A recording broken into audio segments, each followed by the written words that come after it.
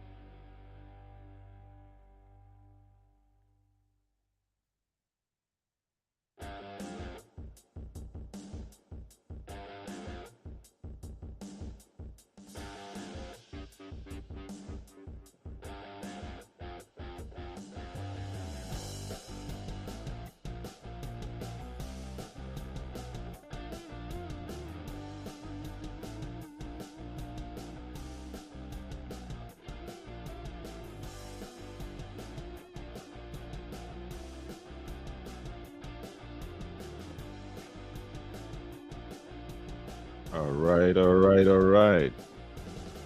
We are back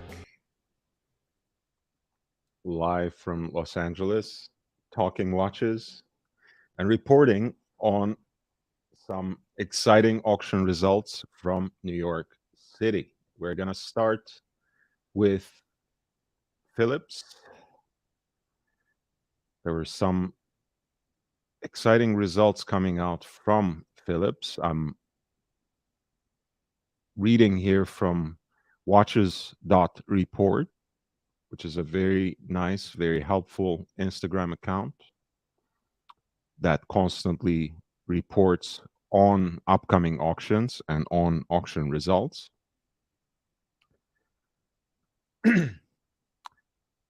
There we go. It was headlined by the very first platinum George Daniels anniversary watch out of the 4 examples ever produced. This is what we have right here. And of course, one of the interesting details about this top 5 that Watches.report compiled is the representation of independence. There is this George Daniels anniversary watch, 3 F.P. Jones, one of which is actually historically connected to none other than George Daniels himself, the legendary watchmaker.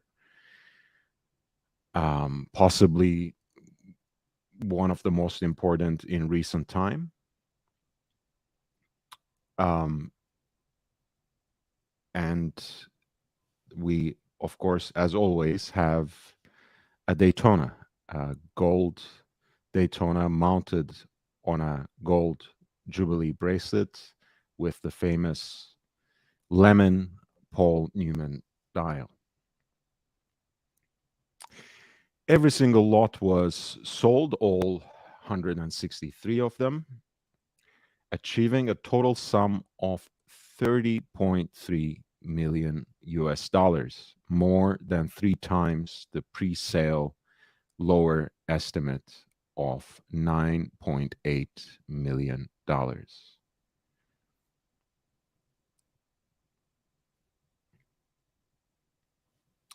The figure brings the spring season total for Phillips. Of course, Phillips operates in Geneva and in Hong Kong very prominently as well, to a staggering 127.2 million US dollars. Multiple records were achieved, especially for the independents. Again, that has been a consistent trend, that has been the reliable story in the auction circuit. Since a lot of the high rolling clients have lost faith in many of the vintage watches, especially in terms of the fakes and Frankenstein watches, so to speak, were a dime a dozen. They have moved on to quality independent watchmakers that are, by definition, by being limited in production, are quite exclusive. And they have been basically consistently outperforming some of the other mainstays of the auction circuit, which is, of course, vintage Rolex watches, iconic sports watches, watches with significant historical provenance, and a good story that goes with it, watches that are sprinkled with stardust, and of course, again, complicated Patek Philippe watches. So this is just another iteration, another example of the trend that has solidified the place of independent watchmakers on the horological map.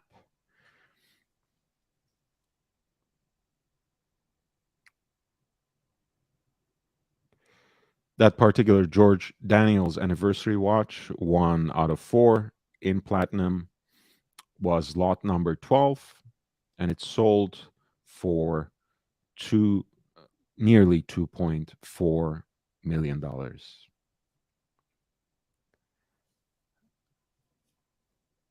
The second highest auction result achieved at Phillips in New York City was a Rolex reference 6264, which is yellow gold Rolex Daytona Cosmograph with the lemon Paul Newman dial on its full, again, yellow gold Jubilee bracelet. And that basically broke the 2 million US dollar threshold.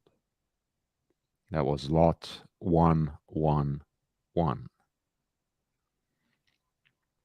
And then we have at number 3 the FP Jaune Chronomètre Souverain. This was lot 115. We'll get back into the details of this, but this was actually a watch that François Paul Jean gave as a gift to George Daniels, since he is such a big fan, since he recognizes the place of George Daniels in this pantheon of modern independent watchmakers. And who better to take up that mantle than François Paul Jean himself. And that watch almost sold for nearly $1.5 million.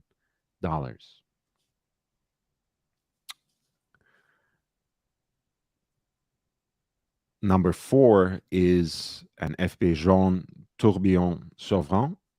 This is lot 116, and it sold for $1.361 million.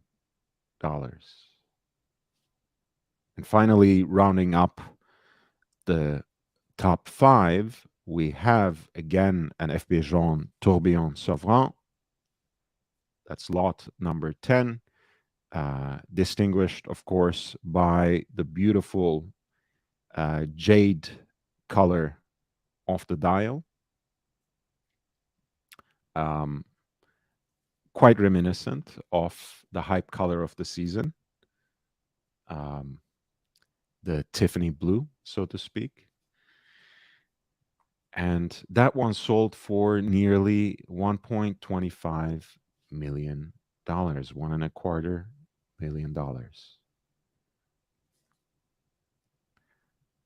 Let's dive in to some of the other results for this auction that reached a total sum of more than $30 million. This was the auction held last weekend in New York City by Phillips. Let me welcome some of our lovely guests in the chat. Corrado Galizia, hey, sorry if I missed you talk about it, but can you tell us a little about George Daniels? Let's start with that. And Peeping Time says, which piece did you pick up? Well, I was here in Los Angeles and I kept it to myself. Kept myself away from the phone, away from the computer. So I had nothing to do with any of these unrealistic prices. Just give me a second, guys. Let me see who's at the door.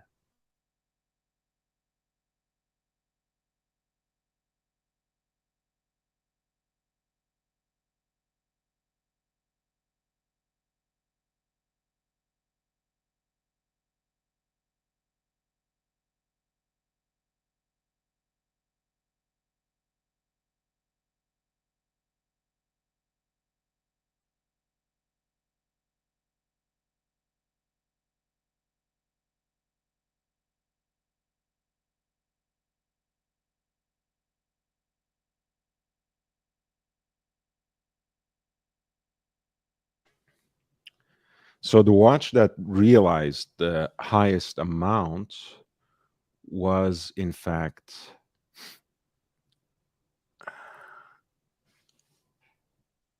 the George Daniels anniversary model. This was lot number 12.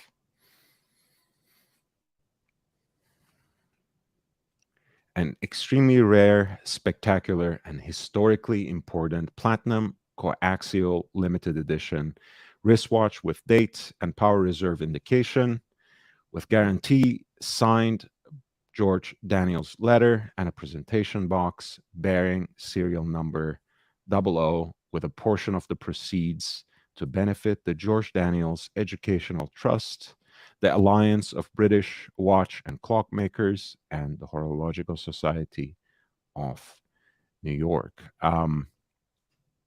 As you might know, George Daniels was the inventor of the coaxial escapement, which he later sold to Omega, which he tried for the longest time actually to quote unquote push on Patek Philippe, but they proved to be pretty resistant to the idea. And I think ultimately Omega reaped the benefits from it. And this is a beautiful example, a beautiful late example of George Daniels's work and invention, I should say. There you can see it in its presentation box.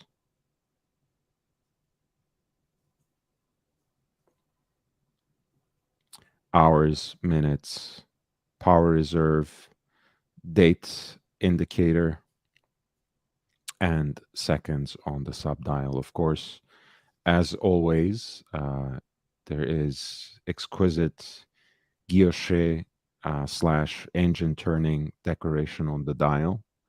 Otherwise, we have a very beautiful but simple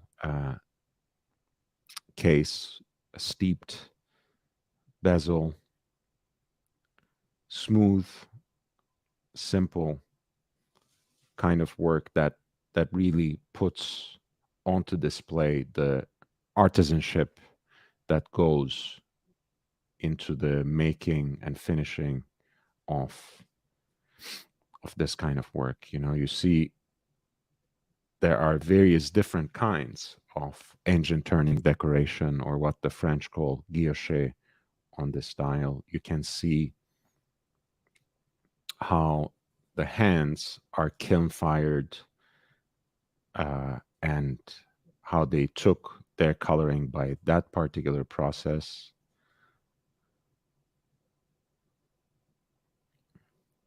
It's really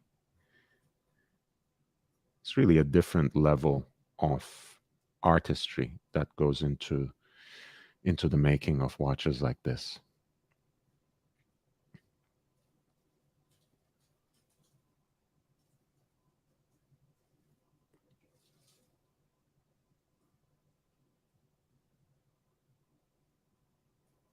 And there you can see the coaxial escapement at work.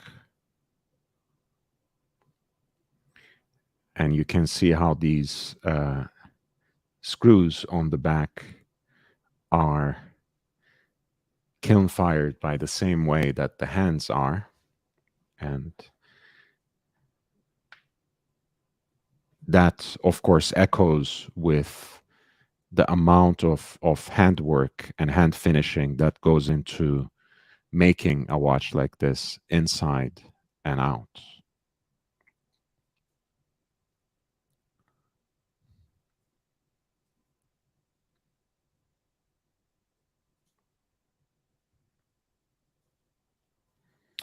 Daniels's concept for the anniversary model was to commemorate the 35th anniversary of his invention of the coaxial escapement.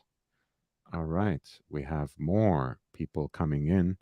Did anyone send pizza to LHV's house? I wish. I did eat though already, so anyone who wants to do that kind of favor can hold off. As always, I welcome any sort of contribution, of course. You can see the information in the ticker, but thankfully, thank God, I'm full. Bruce G says, hi, and may I ask your impression of Cartier Drive WSNM 0004? let's get back to that, Bruce G. Let me present the George Daniels watch first, and then we'll go right back to it. Jake Brooks, double barrel, just like coaxial, M3 6-speed, evening, beautiful piece and movement. Thomas, welcome back. These transaction values are stunning high, nice pieces, but logically there's something not right. Thomas, again, that is above my pay grade, but with a certain amount of money involved, you can always suspect something else going on in the background, and that's not for me to comment on or decipher. That's, for better or worse, not the purpose of this platform. Corrado Galizia says, so was this watch Daniels was showing off his invention to sell it? No, it was to commemorate and showcase his invention on its 35th anniversary. He approached his one and only protege, Roger Smith, who thankfully is still with us, unlike George Daniels, who has passed more than a decade ago now, who is today recognized as his successor and the premier British horologist to collaborate producing the series together. In 1997, he approached Daniels with a pocket watch he made following Daniels's important tome Watchmaking. I mean, look at this story in and of itself. It's so exciting, and I think it touches us at a different level because we're so far beyond mass-produced and industrially made products and commodities that when you hear the story of this sort of self-sought apprenticeship of someone who reads a teacher's book and somehow works on his craft himself and then goes on to approach the master, so to speak, to work with him. The master was so impressed with Roger Smith's craftsmanship on that particular pocket watch, he accepted Smith as an apprentice. Beginning in 1998, Daniels and Smith worked together for 3 years on the George Daniels Millennium wristwatch. Following its success, Smith would open his own workshop, R.W. Smith, in 2001. Continuing the tradition of handmade British watchmaking, again, which was almost completely a lost art, right, before George Daniels made his mark and before R.W. Smith, right, Roger Smith took up that mantle. Smith's skills, continuous innovation, and outstanding quality have led him to be regarded as highly as George Daniels, and today his watches are as sought after. The George Daniels anniversary watch sought to create a manually wound wristwatch with coaxial escapement inspired by Daniels's 1991 chronograph wristwatch and 1994 4-minute tourbillon wristwatch, which displays the essence of Daniels's craftsmanship. Daniels and Smith would create an all-new British caliber produced by Roger Smith with the casing, dial, and finishing work produced to Daniels's style and standards. Of the anniversary watch, George Daniels stated the following: the wristwatch is a culmination of over 40 years of watchmaking and unashamedly takes inspiration from several pieces in my body of work. The 18-karat gold case, I think in this case, it's actually a platinum one, but that's another issue altogether. He's talking about the anniversary line in general. Houses a completely new and original Daniels caliber, which is fitted with a calendar and power reserve complication, and along with the minute, hour, and seconds, provides all the information that a watch should. Again, making something simple, aesthetically pleasing, and still a little bit of showboating thrown in there, of course, by the sheer innovation and artistry. Corrado Galizia says, question answered in the write-up. Absolutely. What is the state of independent British watchmakers? I think Roger Smith is still pulling most of the weight. Speak Marin was sold to the Swiss. I know Bremont once again claims to have come up with an in-house caliber, but there's always a catch to a lot of those claims, and I'm not gonna go into that right now. This development, Daniels continues, conceived by Roger Smith, guarantees both radial and concentric in orientation of two sets of teeth and their pivot point, and I see it as a natural, useful development of my escapement. 47 George Daniels anniversary watches would be produced over the years following its launch in 2010, including 35 examples in yellow gold, right, for the 35th anniversary, 4 examples in white gold, 4 examples in pink gold to be completed, and 4 in platinum, right? And this particular lot is an example of the platinum. It's a celebration of George Daniels's life's work. Wonderful representation of the best in handmade traditional English watchmaking. The pristine 40 millimeter diameter case is a marvel to admire, with its crisp London hallmarks perfectly preserved. The dial is in the tradition of a classic Breguet timepiece with hand-engraved guilloche silver dial, right? This is still a tradition that Breguet too holds onto, that beautiful decoration of the dial with hand-guided engine turning work. And it is interesting, as the essay says, and as we have just seen, that each section is decorated in a different style. Grained silver chapter rings indicate the time to the center of the dial, along with 2 oversized registers for date and constant seconds. The power reserve indication is neatly placed at the 12 o'clock position, and the Daniels signature on a plate at 6 o'clock. The movement is engraved with the same number, right? 00, seen through the sapphire crystal back, is a work of art. Upon close inspection, reveals the excellence of a handmade British movement. Historical record of George Daniels, not only one of the 4 examples, it's the very first platinum anniversary made.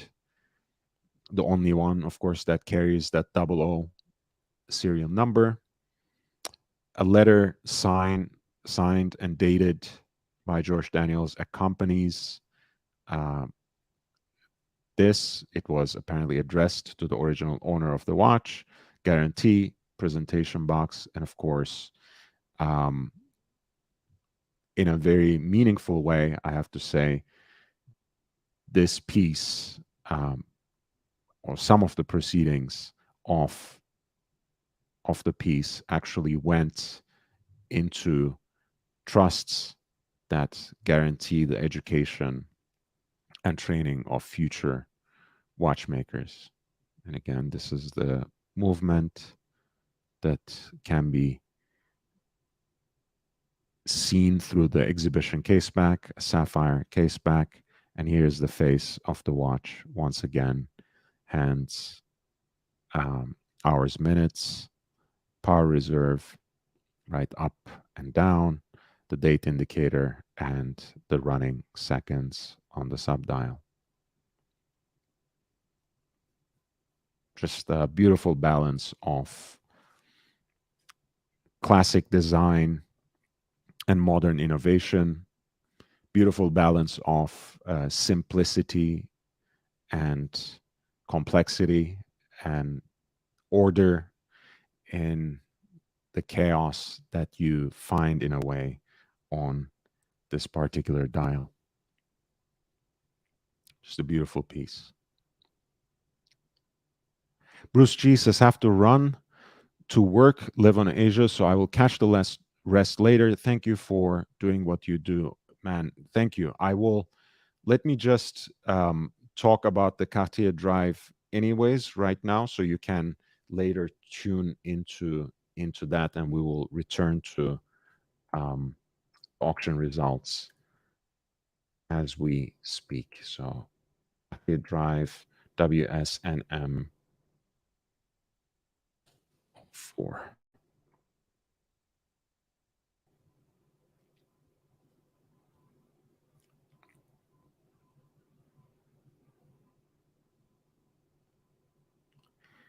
Let's see.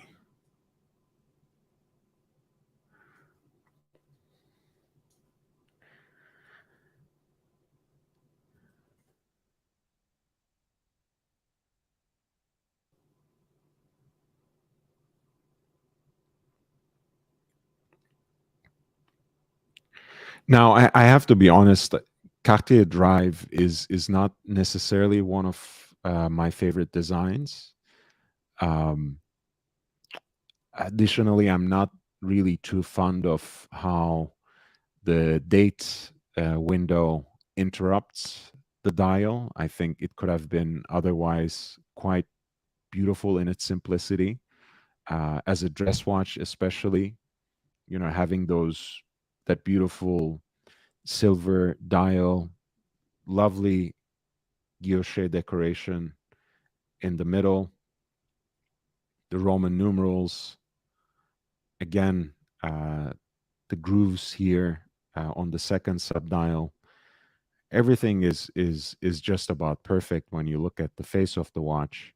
But I think it is kind of a shame that all of that is interrupted by the date. Otherwise, I think what you have is a very solid uh, piece by Cartier, especially if you are looking for a dress watch that also implies a certain dynamism. Again, I think the case shape is sportier than what you find in most dress watches. Not really educated on the movement of this watch. It is said to be a Cartier caliber 1904 PS. Let's see, Cartier 1904 PS MC. Let's see if I can find more information about this. Um, all right, yeah, this is an in-house caliber, presumably by Cartier. 48 hours of power reserve,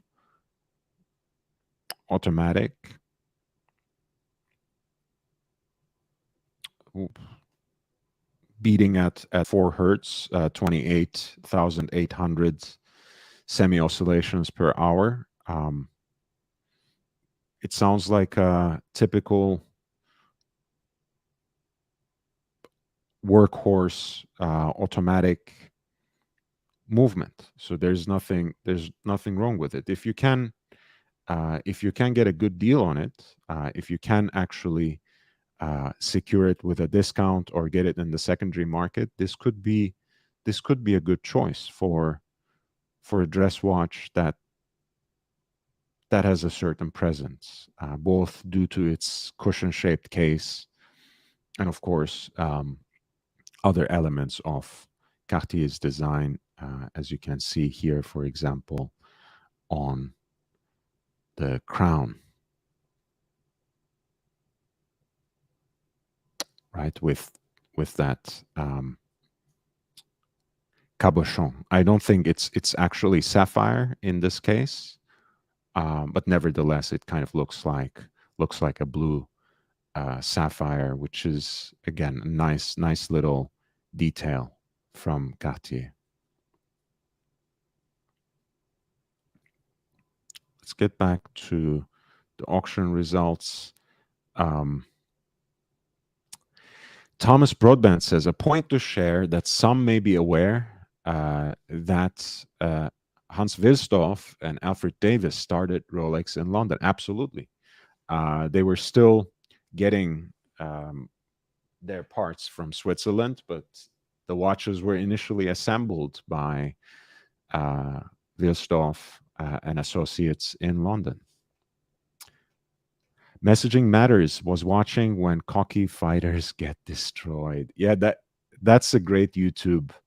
Um, that's a great YouTube genre, actually. When it comes to boxers and MMA fighters, kind of um, getting their just desserts after talking a bunch of trash that they can't quite keep up with, that they can't quite deliver. I look forward to some of that coming out for some of the biggest trash talkers and keyboard warriors and other sorts of undesirables in the watch community as well. The day will come. Right. So number two was actually um, a Rolex Daytona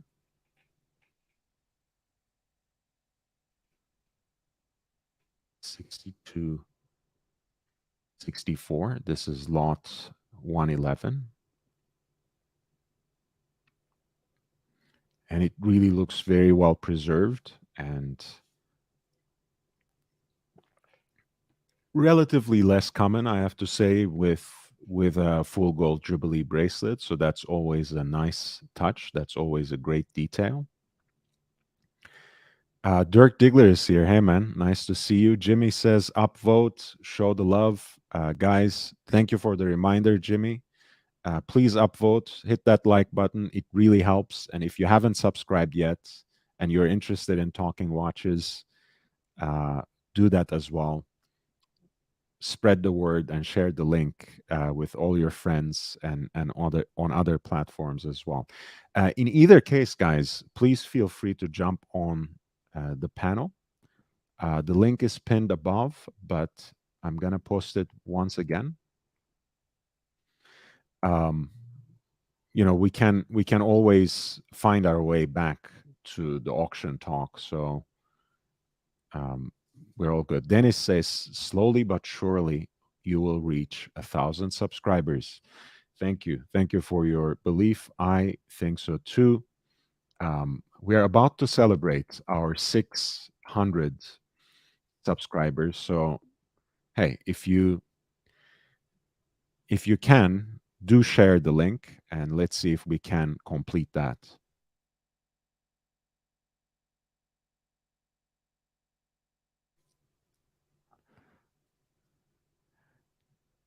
This is lemon, um, the so-called lemon dial. The John Player Special is more like this.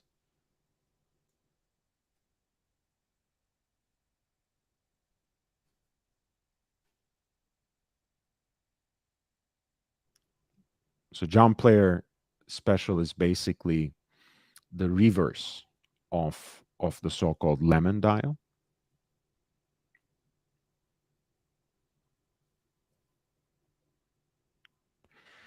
And it's called that because it's reflected the livery of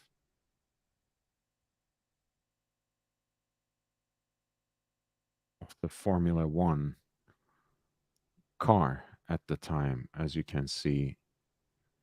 And of course, it just made absolute sense for a chronograph that carried the same color scheme to be called the John Player Special. I think it's a matter of personal taste, honestly. And since you asked me, I'll tell you I kind of like the John Player Special a little more. I think there's just so much more um, contrast on the dial, so many different levels opened up with how that black center dial reflects the color of the acrylic black bezel insert. And of course, you still have the white chapter ring with the red details as you do in the Newman dials. And of course, you also have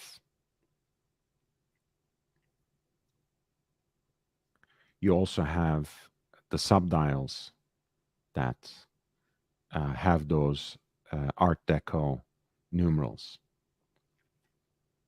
Excuse me, let me actually correct myself. The John Player Special doesn't really have red accents. I don't know. My mind is playing tricks on me, but I still very much prefer the John Player Special. I think there's something about how black and gold play together, and I think that could be a great watch, whether it is on a bracelet or a leather band. You can see it on a leather band here, on a full bracelet there. In either case, it's a fantastic watch. And Jimmy says both are really nice. Yes, the old livery in particular, the Lotus. Yes, that is a Lotus. Aussie. Hey, Lord. How you doing? Hey, man. Welcome back. You made it home. Yeah, no worries. Yeah, so we were just talking about the Phillips auction results, and there's this lemon 18 karat yellow gold Daytona that also broke $2 million. I think it was the second most expensive in this particular auction. 6264 yellow gold Daytona. What bracelet is that? It's a Jubilee. It's a Jubilee in the matching material. Looks like the links are quite flat. Yes, 1969. Mm-hmm. I think up until mid 70s, I want to say, this was more or less the design. They were much more flat compared to the stuff from the 80s as well. Like the current Jubilee is like almost like a full semicircle, Mm-hmm. or even more. I swear it actually goes beyond perpendicular, where it comes back to the flat on the wrist. And yeah, this is an 18 karat yellow gold Rolex Jubilee bracelet stamped Hecho en Mexico. And again, I keep repeating that this once every so often, but that was a particular way apparently where Rolex was evading some taxes, getting these sorts of precious metal watches mounted on bracelets sourced and made locally. So a lot of the South American examples from the period have these bracelets that are made in Mexico. I've seen, if I'm not mistaken, Venezuela as well, and I'm sure there are others that I'm missing out on, or that I am blanking out on at this point. The third watch was the Philippe Jaune Chronomètre Souverain that was gifted to George Daniels by F.B. Jaune himself. How you been today, Ozzy? Yeah, good. I just had the day off today, taking care of my daughter while my wife went to the spa. She had a nice day. Oh, Yeah. that famous trip accompanied by Yeah, my Rolex AD. So any exciting news? Any gossip coming through to you No, just yet? they chatted on all sorts of things other than watches, of course. Ah, Jesus. They didn't talk about the Phillips auction results in the spa. Yeah, that's truly a shame. That's truly a shame. I did spend the afternoon writing, recording, and editing my second video short for my watch channel, Mhm. and I wonder, like, so the topic was 38 millimeter is the actual size of the Daytona, and I'm Mhm. wondering how many people know or don't know that actually. It's I get the feeling that almost nobody does because my dealer didn't know, and I actually got into like a little um, comment war with Nico Leonard about his comments about a 40 millimeter watch being necessary to be a hype watch. And he said Mhm. nothing can displace the Daytona. And I'm like, huh? Your example of what watch is not 40 millimeters. Well, do you you remember the statement by Voltaire about God? No. If God did not exist, it would be necessary to invent him. So if the Oh, right. Daytona is not 40 millimeters, and we want to say hype watches have to be 40 millimeters, Then we the will Daytona make is the 40 millimeters. Daytona Yeah. 40 Yeah. millimeters.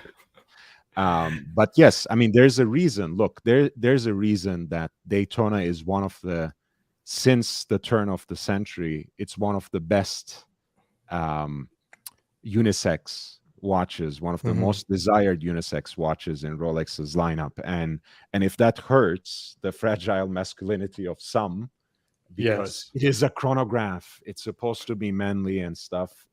Yeah. That's just too bad. It is a smaller case than most of the rest of Rolex's professional lineup.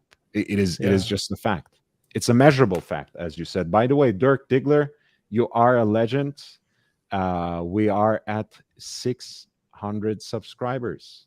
Um, Thank you so much, man. Well I earned. really appreciate it. Jimmy says Jimmy Clark was a true gent too, and a hell of a driver. Some legendary names in the Formula One realm. Rest in peace, Ayrton Senna. Rest in peace, Colin Chapman. Rest in peace, Ronnie Patterson. Rest in peace, Niki Lauda. I was just thinking about him today, and I made a little post about him on my Instagram because there's this lovely picture of him. I'm sure somewhere in the paddock, somewhere, certainly on the racing circuit, kind of taking off his jumper, and he's wearing this Daytona, and it really seemed to me, and again, it's the romantic in me, but it seemed to me like, as if he's getting ready to slip into a racing suit again and make one of his famous returns. As you guys know, he had a horrific accident, and a lot of burns, and grafts to his face and other parts of his body after that, and he returned to racing, um, became a champion. He retired once more, came back, retired. Anyway, so what a legend this guy, and the fact that he's wearing a big red Daytona, of course, it's not a pure coincidence. It makes a little too much sense, in fact. But rest in peace, Andreas Nikolaus Niki Lauda as well, another legendary driver, three-time Formula One champion. Uh, but yes, thank you so much, Dirk, for bringing me up there, and I gained even one more. So hey, if I get -2, we'll celebrate it again tomorrow, hopefully. um, Great depth to the John Player special for sure. Dirk Diggler, don't watch the kids, but hey, I think you may have encouraged the kids or subscribed on the other devices to get me over 600 subs, and I truly appreciate it. Wristwatchholic says congratulations. Corrado Galizia says, I don't think I realized Rolex said it was 40 millimeter. I always thought smaller, and it certainly is. Super chat blocks the picture. Um, I don't have super chats, but I know what you mean. but thank you again for the reminder. Jimmy says Lauda was a legend. His attention to detail was unreal. Rush is a great movie about him and James Hunt. Yes, that's a great movie about the Jimmy Hunt, Niki Lauda rivalry. I recommend it I gotta see wholeheartedly that. I gotta see it. to any fan of racing and driving and Formula One in particular. Dennis K says we can't see the wristwatch. Which was it? The John Player special, or no? It was okay. It was the Lauda. So my apologies. Let's go back to our lovely Herr Lauda.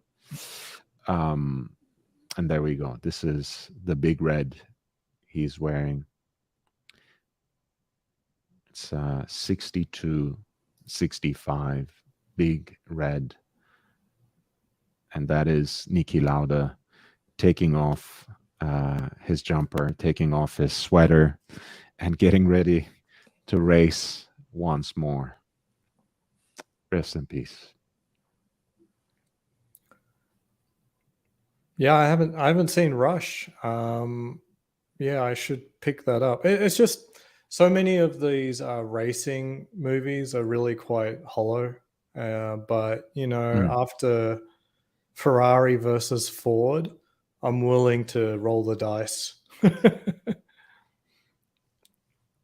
Guys, also let me just post my IG account there in the chat. So if you wanna just go through some of my posts, which are increasingly to the point of exclusivity watch related by now. So go check out that account. Follow me if you haven't already. I post daily, at least once or twice, so you can catch up with me there as well. This is an interesting one. I have a very strong opinion on this, but let the audience help us as well. Ozzy says, maybe give it like 5 or 10 minutes before we start giving our own opinions. yeah. So let's guys, you think about this in the chat. His question is, what's the greatest achievement ever by someone wearing a Rolex?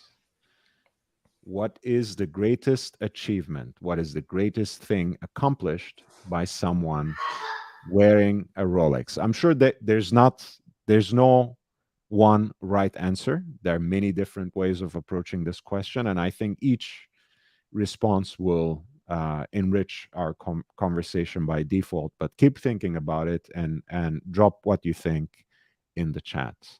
Thomas agrees. It's a great movie, Rush, about the Jimmy Hunt, Niki Lauda rivalry. The Big Red looks awesome, Dennis says. Corrado Galizia says, Mercedes Gleitze swimming with the oyster case around her neck.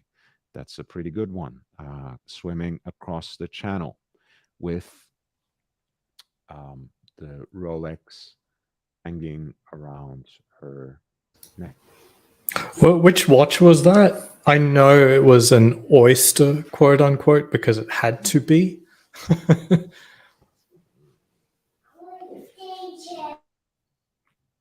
Let's see specifically which one.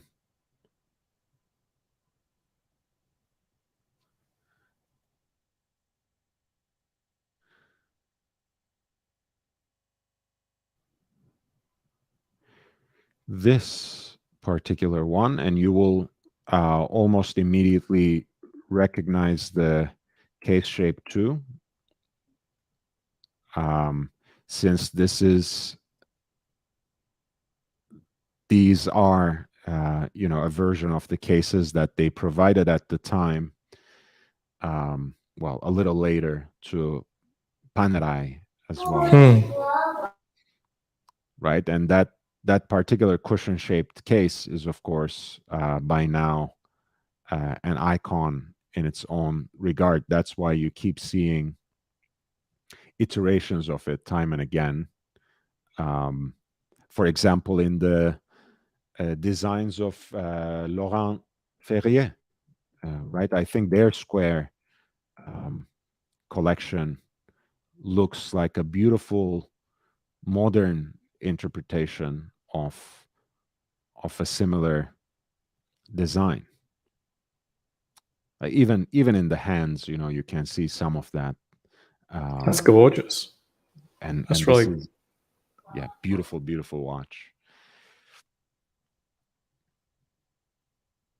And of course, it retails for around $50,000 before the taxes, but you can find it for quite a bargain in the secondary market as well. Look at that movement with all the variously finished parts, the snailing on the micro rotor, um, the bevels clearly hand finished.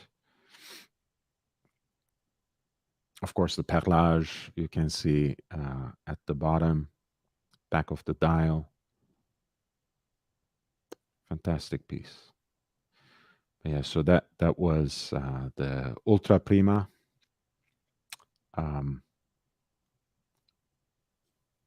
that was hung around with a necklace on Mercedes Gleitz's neck. And you see, wind the clock forward, the Time and Tide Watches article says, to the early 1930s, Rolex was commissioned by Panerai to supply the Italian watchmaker, the Italian supplier, they should say, really, because the cases and the movements were supplied by Rolex with waterproof oyster cases and movements made by Cortebert. All right, so that's a great one, right? That is making history with Rolex. I think Rolex actually has an entire piece on this on their foundation website, rolex.org. I'm just reading on the history of the channel crossing, and I think the first channel crossing was by Matthew Webb in 1875, I think. But I've never heard of him before. But I've heard of Mercedes Gleitz. I don't know if it's the Rolex Association elevating her above the actual first person. Dirk Diggler says James Bond saving the world. I think James Bond saved Omega, not the world. It's That's true. unfortunate that I think fictional humans remain fictional. That's Or you true. could say Ian Fleming writing the James Bond novels is the achievement Yes, while wearing with a an Explorer. 1016, yeah, Rolex Explorer 1016 on his wrist, lounging in Jamaica. That I think that's a great achievement as well.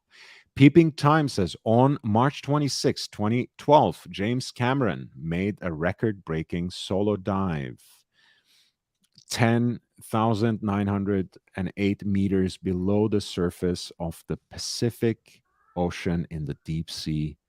Challenger submersible vessel to reach the world's deepest frontier. That's the Have you seen the spot. documentary for that, Lord?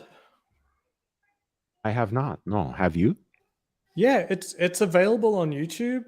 I do recommend it. It is Mhm. amazing the engineering required to reasonably safely attempt this feat. If Mm. you pull up a picture of the Challenger, I can't remember exactly the name of it. I think it's the Challenger something, Challenger Deep or something. But you This is it. notice that it's tall, right? Deep Sea Challenger. You mean the submersible? This Yeah. thing? It's tall because it does most of its movement vertically. Hmm. Going up and down that depth. It spends no time going Pause. sideways. So that's the Pause. orientation necessary. Yeah. You're describing it so sensually. I'm sure I will enjoy this documentary. Um, Yes. Yeah.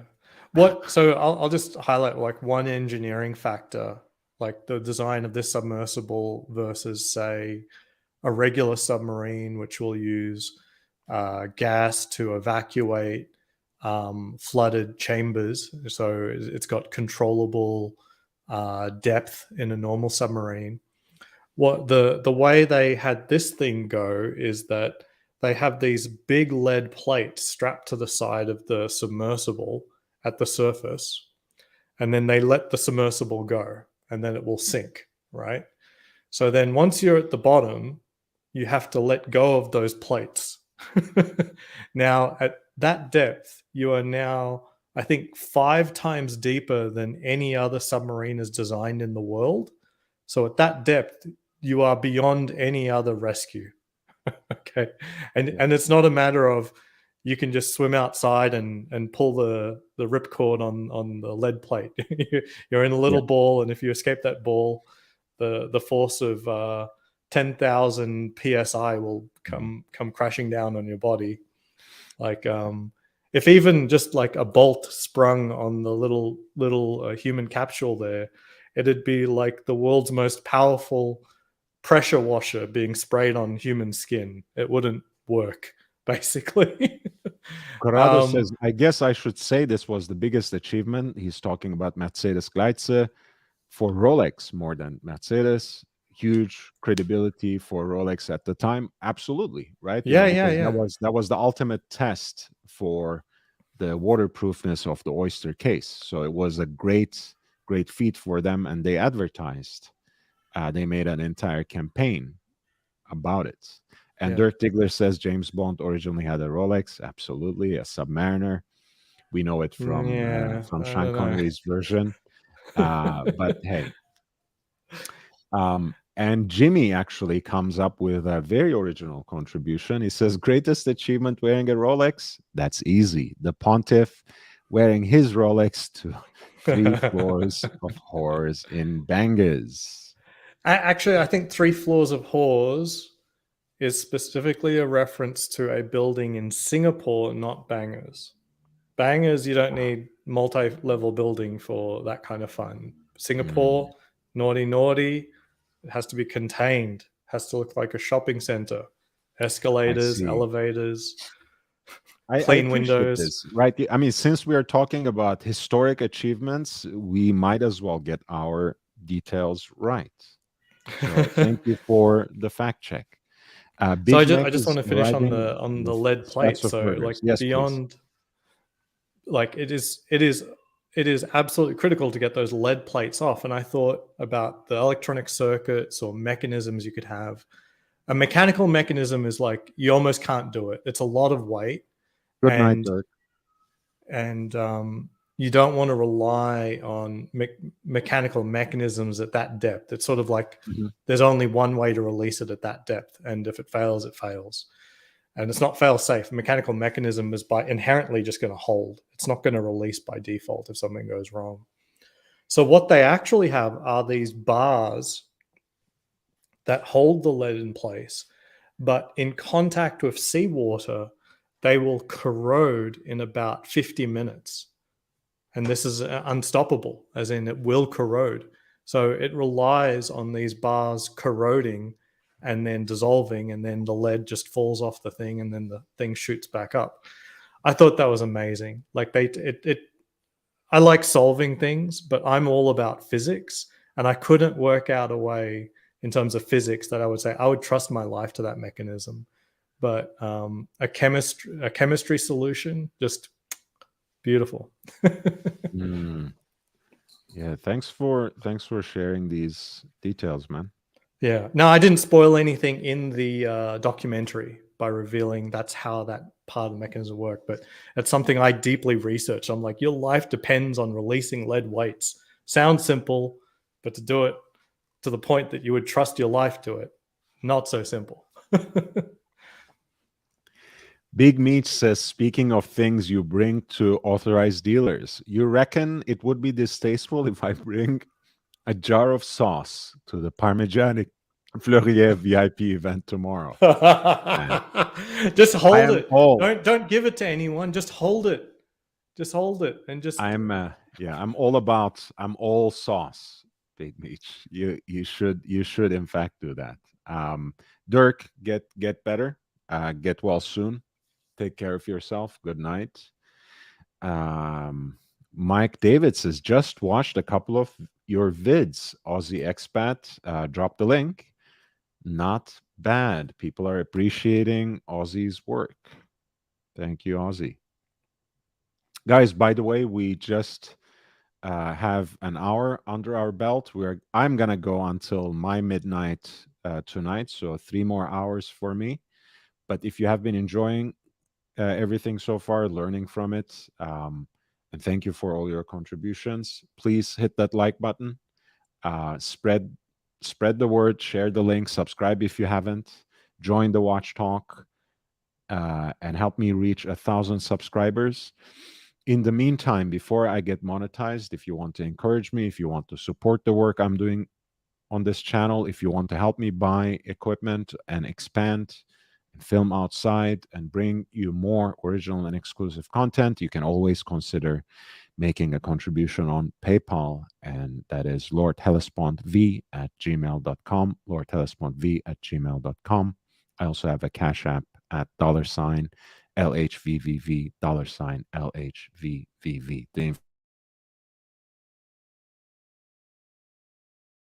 I think we lost Lord there for a second, although I normally expect that to result in the stream ending. But anyway, going back to the achievements, now James Cameron was not the first to reach the bottom of the deep sea challenge, which is the deepest point of the Mariana Trench. The first was the Trieste, piloted by Walsh and Picard. But I'm not too sure if James Cameron actually set a new depth record, because the Trieste went to about 10,912 meters and quote unquote challenged at about 11 kilometers. So pretty much the same achievement. But I've listened to interviews of the submariners in the Trieste, and they didn't see shit. Like, they spent a lot of time on the bottom, but because the submarine hit the bottom too fast, it kicked up so much silt, all they could see was the dark for the entire time that they were down there.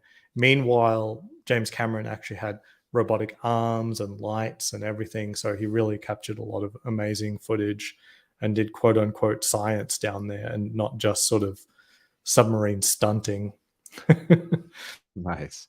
Well, I mean, look, we in the watch community, we value bro science as much as real science. So whatever he did made for a good marketing campaign again for Rolex.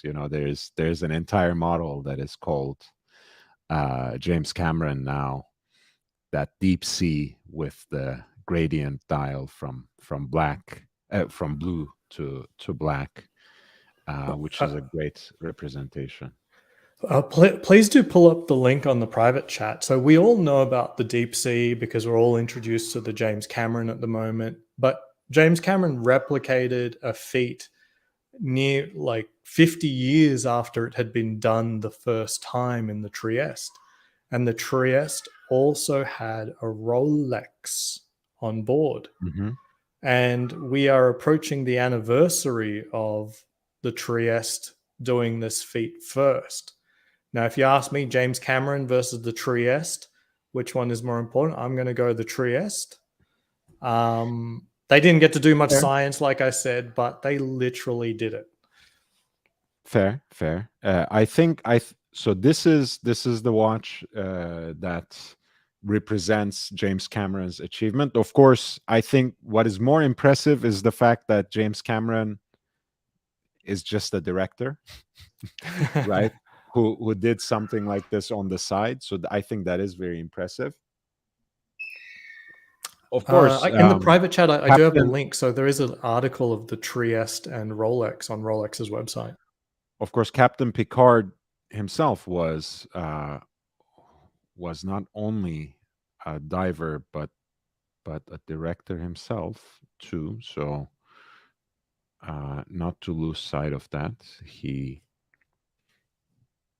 gave us a lot of classics like the Silent World, if I'm not mistaken.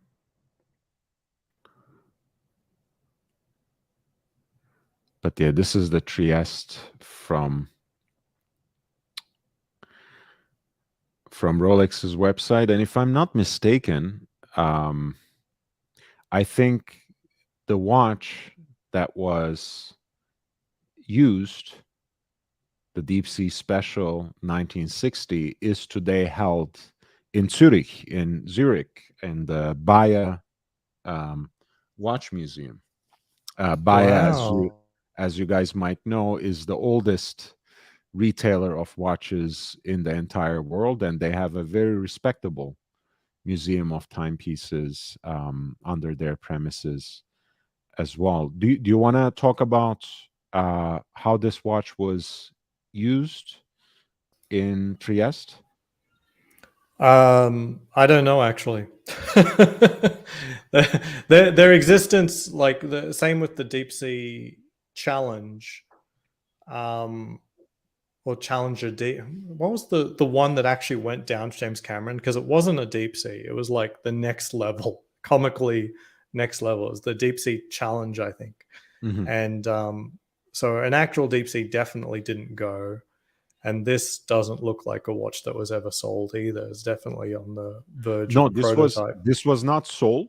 It was basically strapped on the outside of the bathyscaphe Trieste, as it says here. It's not. I mean, it would be really a stretch to call this watch wearable, but I've actually seen a video of it from the Bayer Museum where someone did strap the watch on their wrist, and though it looked comical, um, it also looked kind of okay. So I mean, but it wasn't made for wrist wear. It wasn't made as a wristwatch, to be honest. So, and like you can see from the design, at any rate, it has this bulbous crystal, which of course is there to withstand the kind of pressures and other extreme circumstances that it would face at that depth, being strapped outside of the bathyscaphe Trieste. Yeah, and to put into context, like the big mother deep sea dweller has a depth rating of 3,900 meters. So even with tripling that rating, it would still blow because the bottom of that Point of Mariana Trench is 11 kilometers, so 11,000 meters. So even triple the deep seas rating would still not be enough to survive that depth. So it truly is a hard to overstate just how ridiculous it is to build a watch or literally anything that could survive with a cavity at that depth. One of the ways that the deep sea challenge, the submersible, dealt with having to deal with that kind of crushing depth is that it was actually, most of its cavities were filled.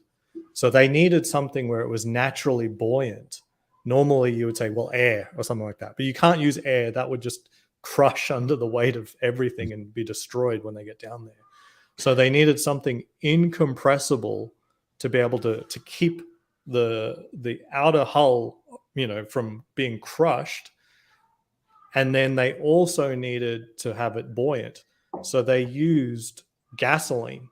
They filled the whole thing up with gasoline, and it's incompressible and lighter than water.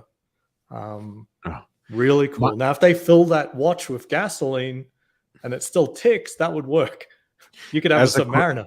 as a correction, Mike David says Bayer has one of them, not the one of maybe five, not the one. Thank you for the correction, Mike David. Thomas Broadband says, let's go to altitude and remember um, Tenzing Norgay and Sir Edmund Hillary. That's another achievement. Of course, I'm sure Rolex org has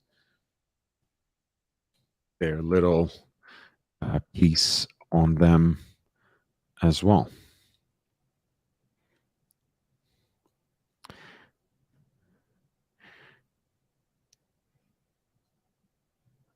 And of course, this is the watch that was actually worn, and the Explorer was basically designed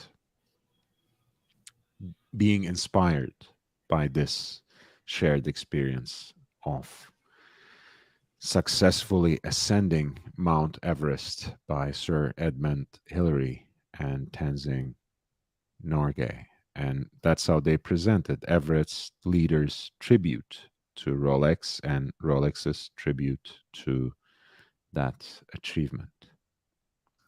Makes me feel like buying an OP in white dial.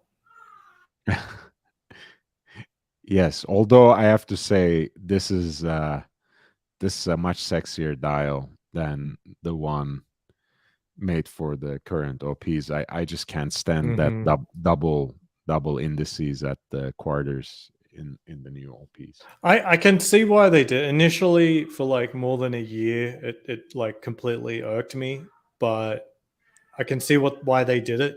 It just, with all just single sticks, it just sort of, there's no breakup to the look. Mhm. But maybe they could have been more intelligent. Like these tasteful triangles is very cool. Yeah, and I think also, just the alpha hands and the design of the indices really play well with each other as well. So Yeah, this is a that's a gorgeous beautiful watch. watch. Timeless. Yeah, probably would wear like a little silver coin on anyone's wrist, except maybe the two of us. We might be so blessed for a change, Aussie. But I'm sure it's a pretty small watch. I think probably it's Probably a maybe 34. 33, 32, maybe even. Um, let's see. But we already know Rolex would lie about the size just to do some, whatever their marketing department thinks is the right size to put on paper, they'll put that one on paper. Whatever Nico Leonard thinks is the right size, actually. No, that's the new. So it is interesting. Clearly, with the Explorer, we have some lineage issues. White dial, Oyster Perpetual, that doesn't really look like a current gen Oyster Perpetual. The Explorer not literally being a watch that he wore. And then you get this one. It's the Explorer with a white dial, but clearly not a GMT. But a GMT might be handy up there on the mountain when it's a multi-day trek to get to the top of Everest and you can't tell night from day.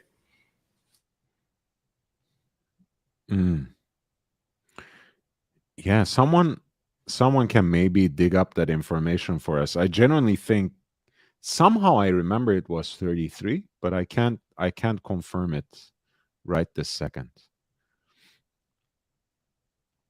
Do I think Rolex would do a 70th anniversary edition? I think they will, but whether, and I guess people are expecting something with a white dial, but not sure. Not sure I mean, what they didn't will we come just up get with. our anniversary? That was the 60th, right? And then we're saying, what, in a few more years, something else? Because we sort of got a delayed anniversary of the Explorer 1, right? Like it's the Explorer 2 that had its anniversary last year, but they really used it to revamp the first one because they basically missed the anniversary of the Explorer 1. There's a Peeping redo, a mulligan. Peeping Time says Spinnaker makes a Picard tribute watch. And this is also, by the way, this one is actually held in the Baia Museum, if I'm not mistaken. So, Mike David, you can feel free to correct me again, but I think this Oyster Perpetual is actually, which is the ancestor of the Explorer 1016. This is held at the Baia Museum in Zurich. Could we do a poll, Lord? What Yeah. people think wins perhaps the Trieste versus the Everest summit? What people think is Can I add my idea of the most historic achievement with? yeah. So for me, again, this might be a little too nostalgic, but some of us in the chat and in the audience would know that during the Second World War, actually British prisoners of war could order Rolex watches from the camps. And many chronographs were ordered in this way, and some of them specifically in Stalag Luft 3, the permanent camp for airmen number 3, was the scene of the escape that later also gave its story to the movie The Great Escape. And actually, the prisoners literally used the chronographs to time their escape from the camp. They literally used their Rolex chronographs in militating against their Nazi captors. So that's my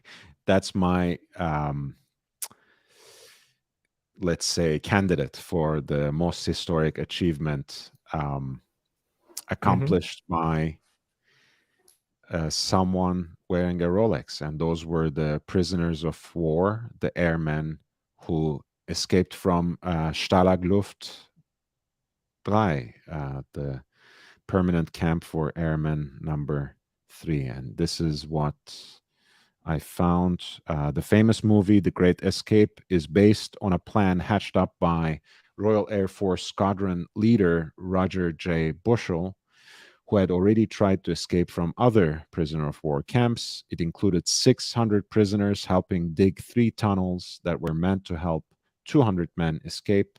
When the first tunnel was ready, which was in 1944, the escape was planned for the evening of March 25th, with the men divided into different groups based on their chance of success, i.e. speaking German, and contribution to the planned tunnel digging.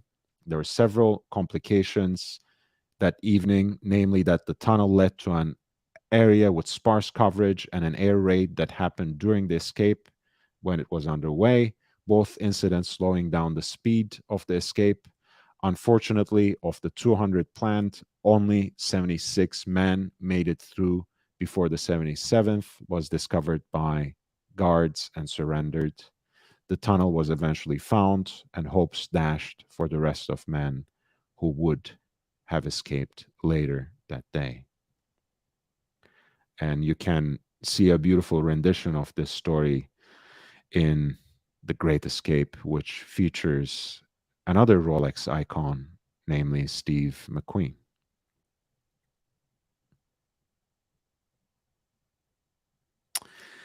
Great Escape.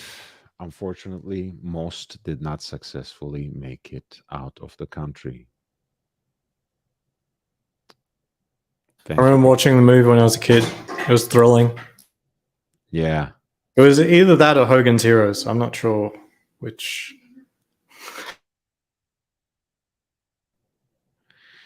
Yeah.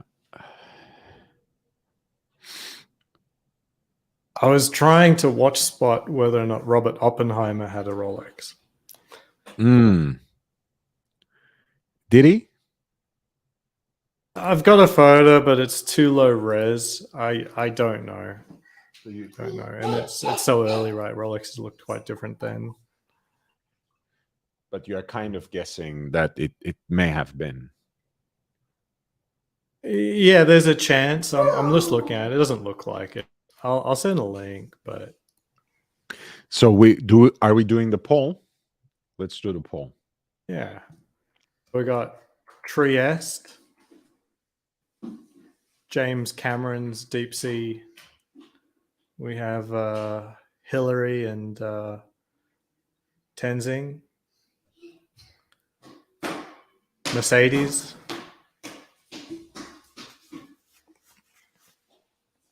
Ian Fleming writing some books. Okay, so let's start. So Gleitze Channel Crossing, Trieste, Bathyscaphe, James Cameron, Deep Sea, or Mariana Trench, let's say quickly. Ian Fleming riding with 1016. Oh, we only get 4. Okay, so we have Okay. to eliminate Maybe put in the Great Escape instead of Ian Fleming writing some books, the joke option. Great Escape, and then of course Tenzing Norgay, Sir Edmund Hillary, Norgay Hillary, Everest Ascent.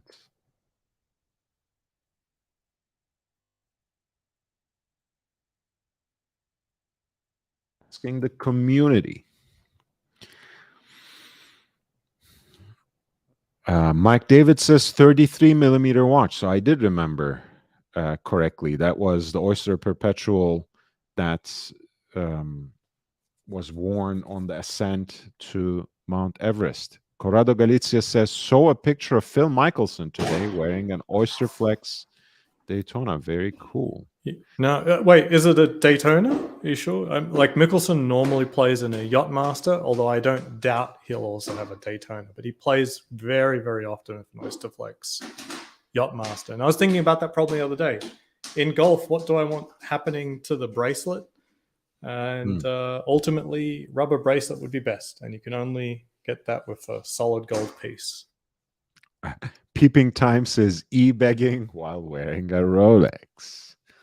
Hey guys, we are putting in work here, and again, consider it as some modest contribution to the hours and effort we put in here.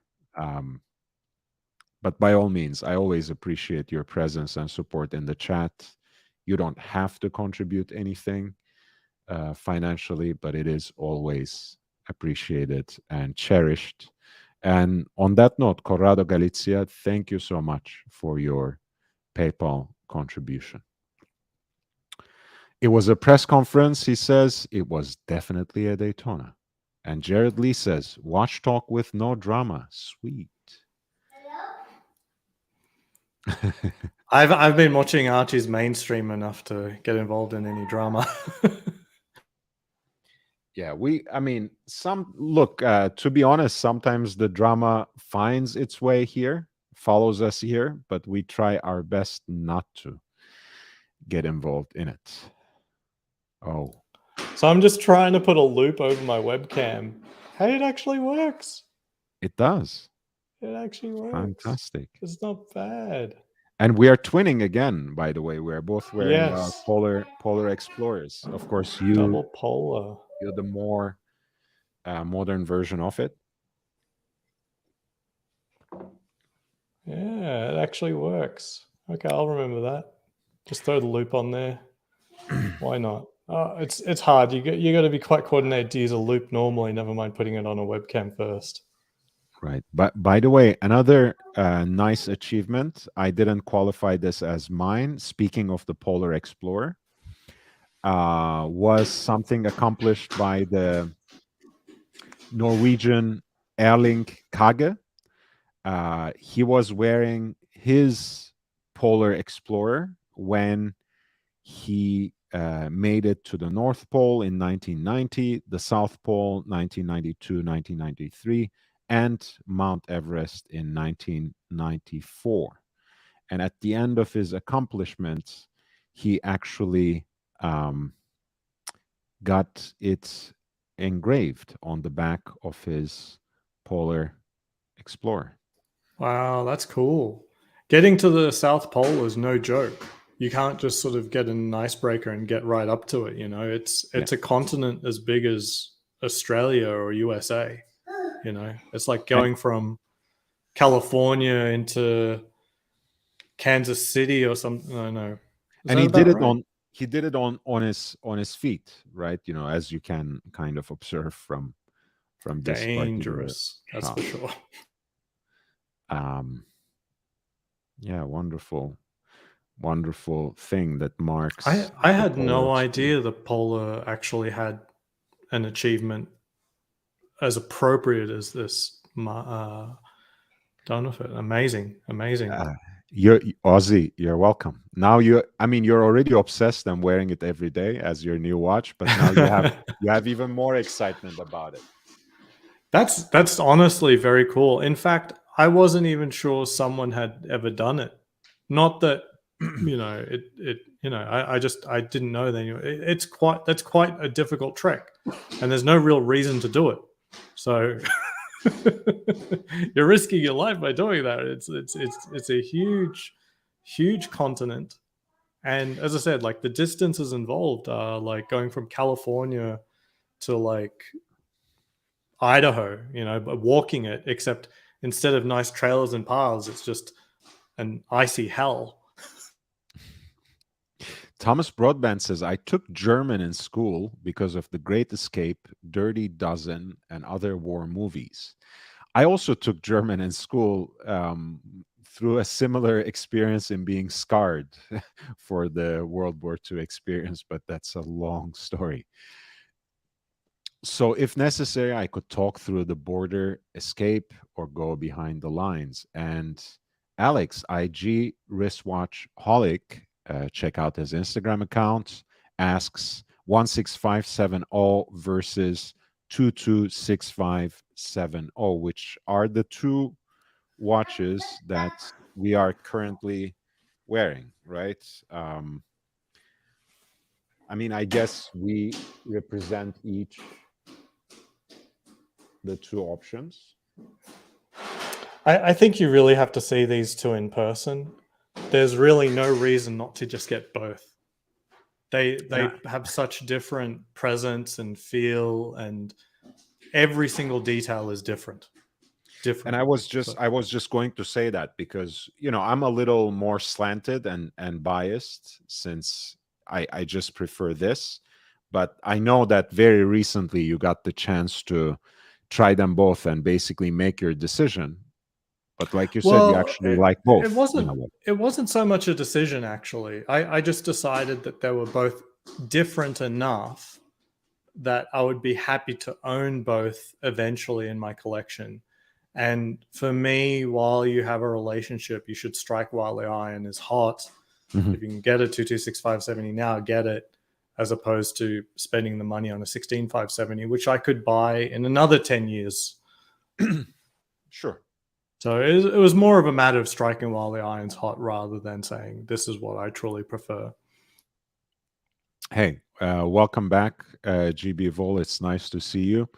And I agree. There's and also, we know the fortunes of the Polar Explorer 2, the 5-digit. It used to be the less popular option, and it was in fact the quote unquote the dog of the Rolex sports watches, the professional range, and it was the cheapest one.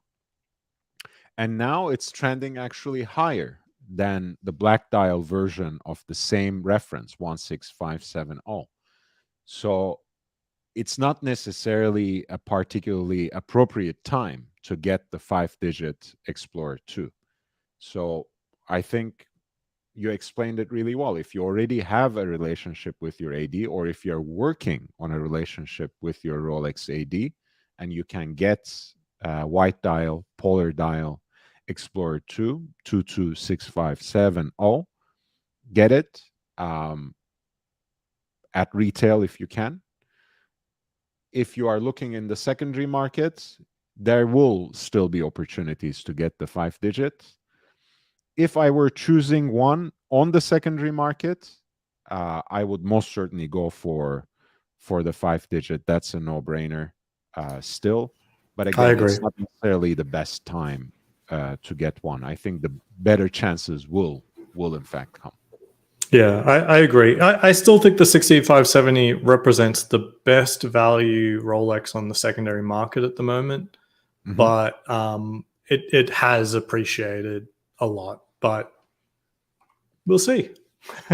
Yeah, and right now, of course, the black dial presents a better deal for 16570, with the polar trending at a slight premium.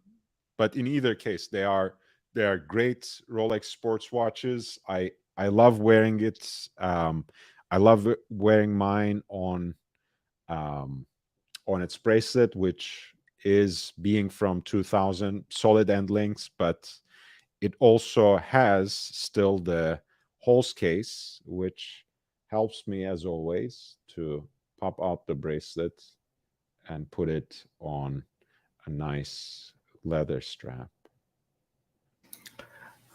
What's your thoughts on how the prices of either of these two references are affected by the Black Bay Pro? Do you think they are? I think the problem so in general, I think if Tudor makes a watch that highlights something on the Rolex side, it will always be a positive for the Rolex side, regardless. I don't think that there's this sort of thing, oh, it supersedes X or Y. As long as something is in current Mhm. parlance and current frame of mind, the zeitgeist, it always helps the older references. It should never really hurt them. The problem with the Black Bay Pro is most people are completely unaware that it's the same DNA as the Explorer 2. Like it's just flies straight over their head. It's like, this is a weird. Why doesn't that bezel not turn? I've had that question twice in my local chats with the friends I have Oh, in watch already? groups. Why does the Yeah. bezel turn? I'm like, guys, Uh, I I mean that's very interesting. I mean, I do understand the um what gets lost in translation, in the sense that this is, of course, more similar to the four digit reference, right? 1655, rather than the five digit or the current. But like you said, when it comes to the DNA, when it comes to the representation and function of the GMT complication with um, a non-rotatable 24-hour bezel, um, it is very similar to the current Explorer 2. So I don't know why people aren't making that connection. yeah, I think most are just not aware that the Explorer 2 exists. Quite frankly, it's just sort of just zip. Like at the moment, you go to Rolex's website, the Explorer 2, despite getting a full update last year, is completely hidden by a lot of marketing for the Explorer 1 with the Call of the Peaks two-tone Explorer. Hmm. Yeah. So this is the model that gave inspiration to the recent release of Tudor Black Bay Pro, which is their new GMT watch, a very attractive option, right under or around 4,000 US dollars. Um, Watch Gringa did a 165. great video on it. Who? Watch Gringa. All right.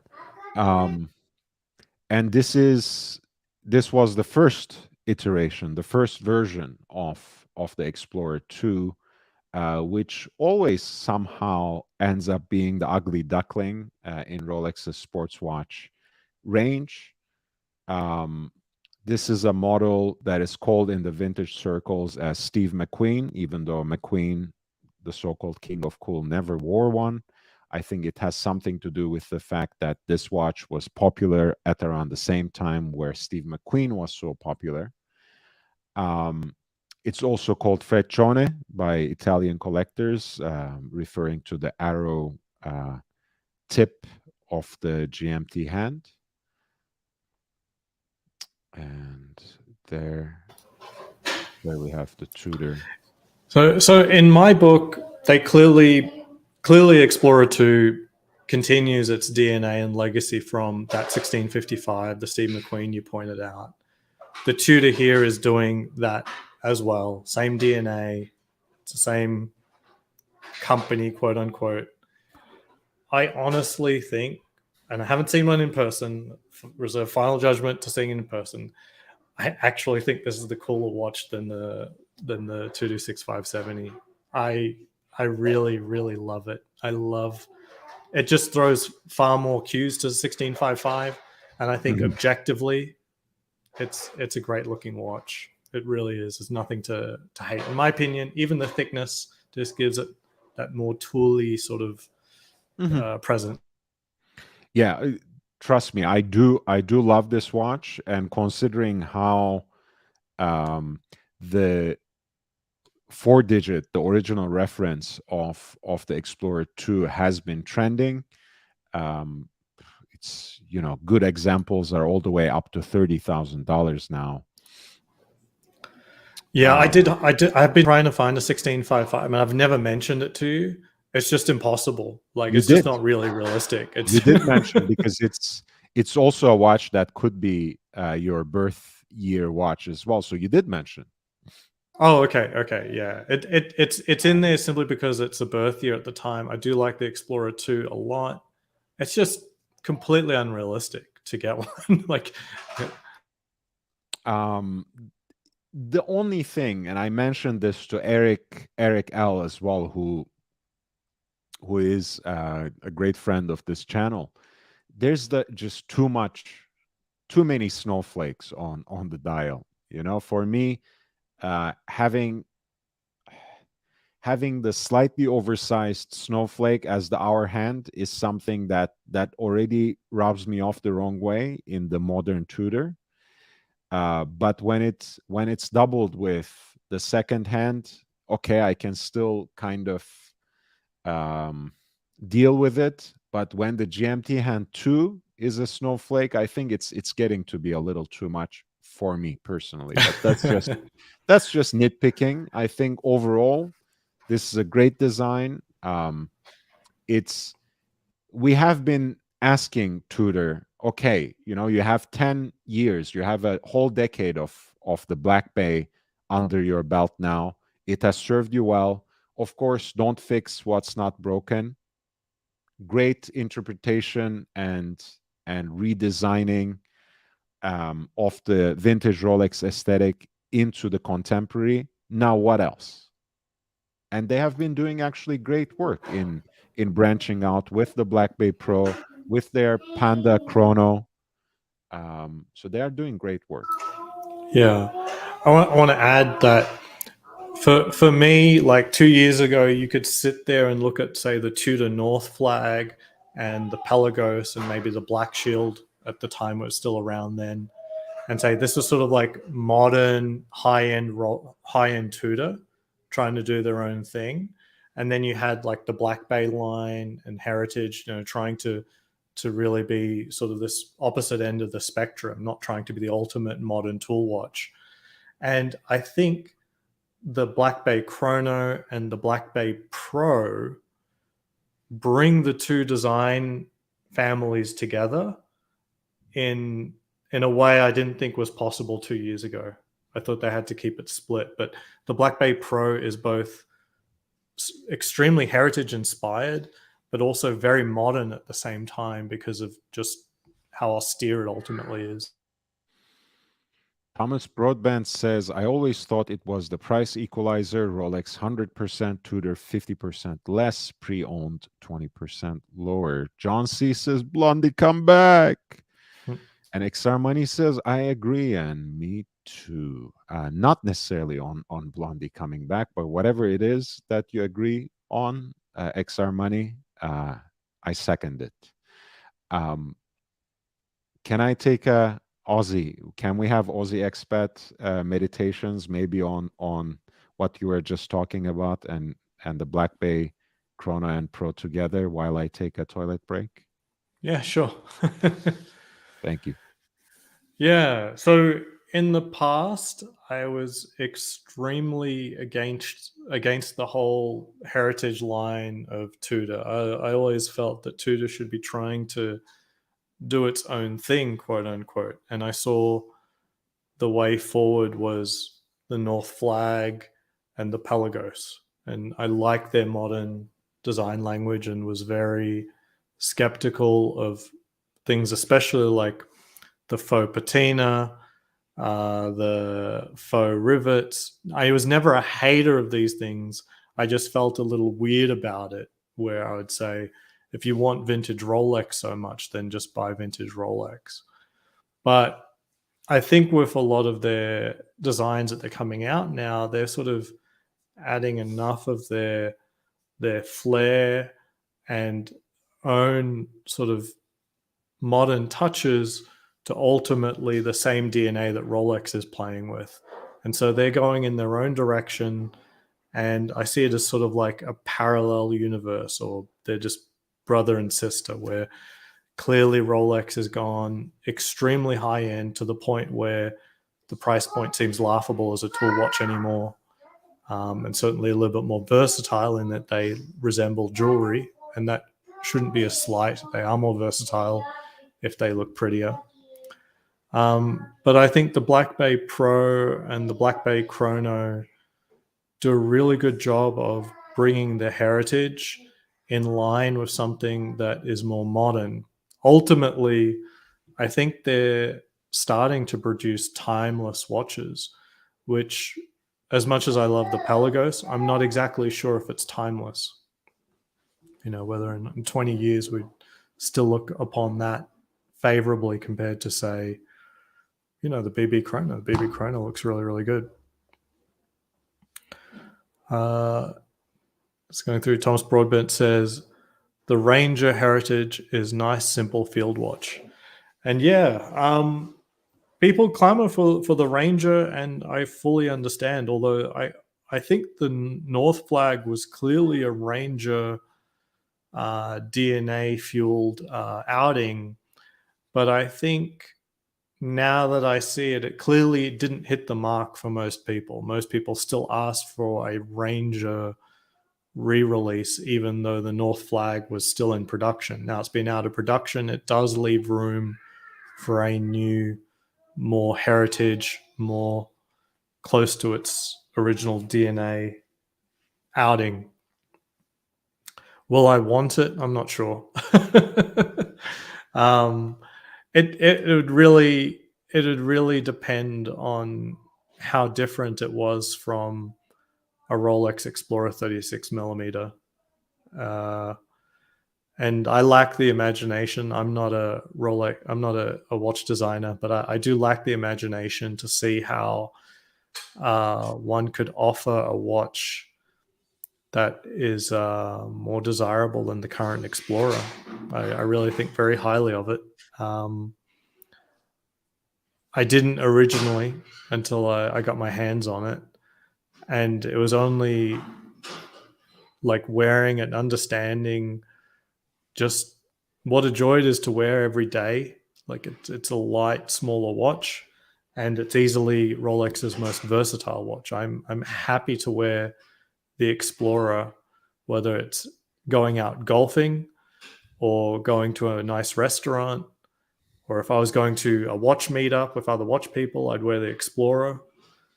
Going to sport, like everything is perfect with the Explorer. It is not an underrated watch, but I think people don't get to know it until they own it, and not many people get to own it at this rate at the moment. I follow a YouTuber, I think Timeless Watch Journey or something like that, and he's just talking about his dealings with the AD, trying to get an Explorer, and it is quite fun to see the passion that some people have to try get one of these.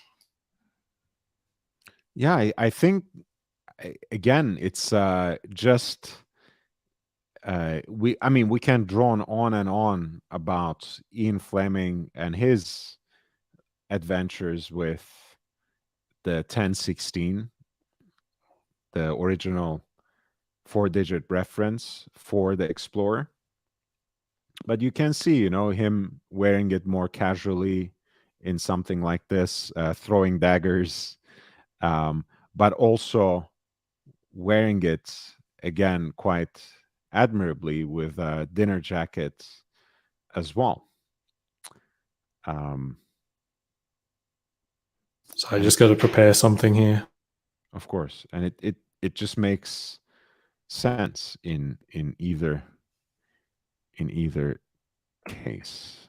It just testifies again to how versatile the watch is. And its current iteration is not too far away from this particular design.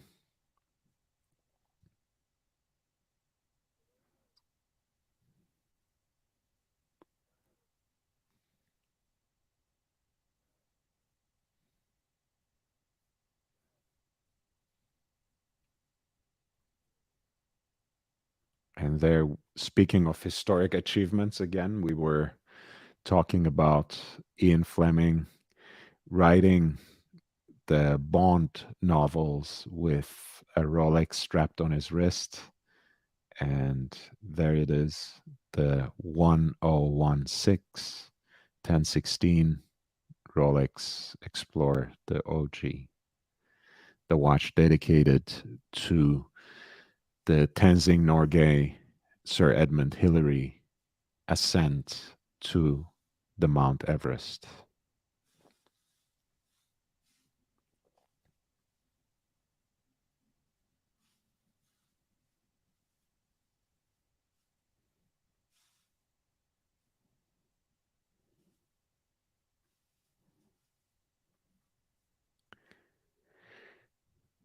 Let's check out how the poll is going, by the way. Yeah, yes, please. Now you are helping me out, guys. I have a video I want to make, and I wanted to understand what do people think is the best achievement out of this list, because I don't want to misstate which is the best. Look, speaking of the 1016, speaking of the Explorer, it has a big lead. I mean, we have only 11 votes. Let's not fool ourselves. I don't know how representative this sample is, since this is the Rolex Group Therapy / Watch Talk channel. But we have a 55% lead by the Norgay Hillary Everest ascent. Wow, 55%. I didn't vote, by the way. I tried to keep my own opinion out, so I'm not adding on to that. That's huge. Like nothing. Like the Trieste didn't even come close. It's just garbage, I guess. Fascinating. I mean, in my case, I did vote for the Great Escape,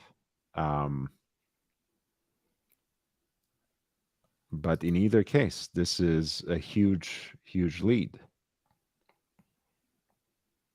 Jimmy says, I voted for the Great Escape. JB has his mind blown. James Cameron, 30K feet under the sea, and Explorer on Everest, 30K above the ground. Yet the Earth is 131 million feet wide. Thomas says, my daily is the 39 millimeter Explorer, white gold numerals, shorty hands, the so-called T-Rex. Love it, classy, can do everything while wearing it. The Ranger Heritage is a nice, simple field watch. JB was saying this was plastered, featured at the AD yesterday in a huge billboard. I always loved the big blocks, though thought it was great that they offered the quirky Heritage chronos with blue, orange, really a push from the top.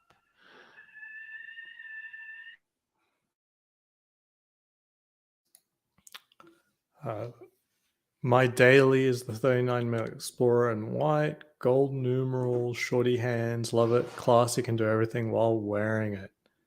Thank you, Thomas. Jimmy voted the Great Escape.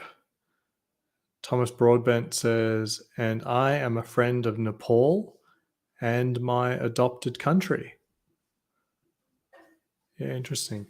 I mean, analyzing exactly like greatest achievement in terms of danger, certainly trying to willy-nilly going to the bottom of the Mariana Trench will get you killed. That being said, I'm not sure if anyone has actually died trying to get to the bottom of the Mariana Trench. And I think Everest takes hundreds of people every single year, even to this day.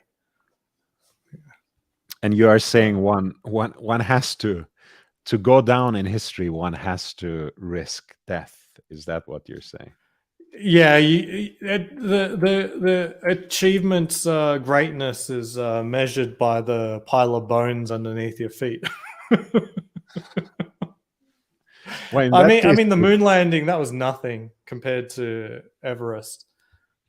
don't let me, yeah, don't get me started on that. I get a lot of hate in the watch community, and I'm not a conspiracy theorist. That's not what I'm saying. But one day I made the mistake of saying, well, the moon landing doesn't excite me as much as deep sea discoveries. And Right. like there was a barrage of attacks from the chat in the Archie Much Live, Really?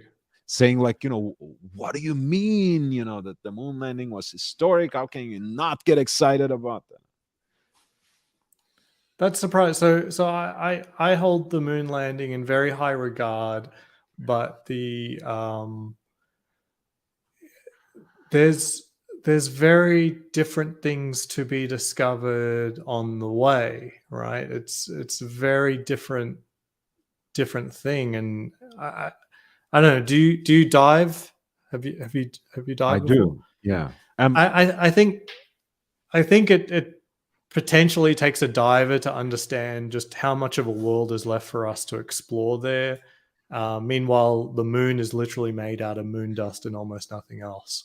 So, Well, to me, honestly, if I look at it from a quasi philosophical perspective, both deep sea exploration and space exploration is about situating ourselves on this mortal Earth.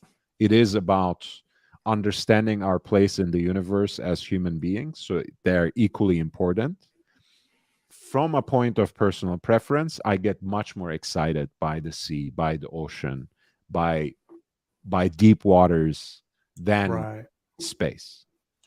That's all I was saying, before I realized this is just a very touchy subject in the horological community. Yeah. No, that's interesting. Like, there are ways you could frame it to a person. Like, what would you actually rather do? Would you like to walk on the moon or X? And if that X meant, well, if the Saturn V to get me to the moon was going to cost $4 billion, would I rather spend $4 billion,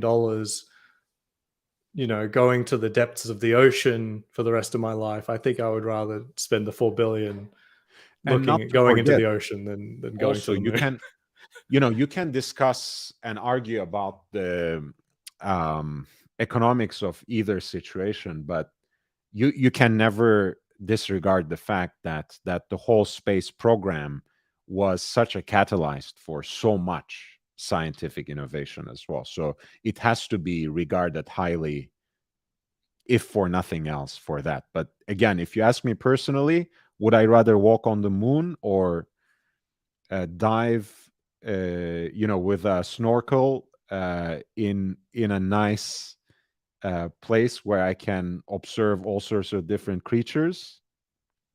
No question about it. I would rather inhabit a space with other sentient beings and enjoy their color and existence and their movement than walk in space.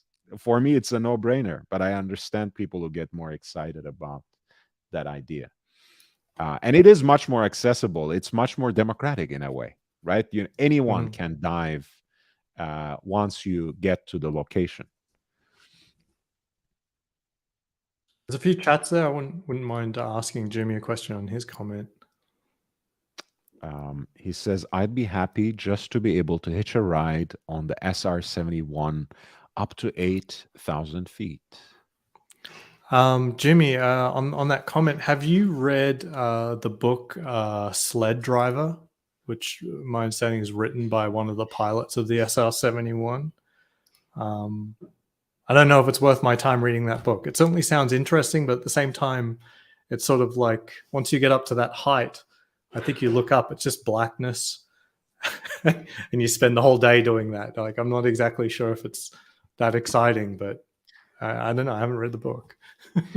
JB says, I'll take the Polar, which is the white dial reference from 16570 up to present day over Steve McQueen, which was the original Explorer 2 1655. And Thomas says, most deaths on the way down, truly a lesson, humbling experience, realizing the drivers to do it, the growth, the team, gratitude for life. Proxy for the journey of, and Jake Brooks says, Blackbird, I meant the U-2 spy plane, by the way. That's what Jimmy meant, apparently. Oh, okay. That's not the Blackbird at all then. But if you want to know that book, The Sled Driver, well, I mean, the SR-72 had the same mission, right? I mean, sorry, 71, same mission to take pictures where you shouldn't be taking pictures. And I'm sure the mission and the feel of those two were pretty similar. But right now, to get a hardcover of Sled Driver is $425. I'm shocked that there isn't like a more accessible version. I've heard of this book many times, but I didn't even, for the life of me, think it'd be out of print. Vicious gray marketeers taking over the book space as well, selling things at a premium.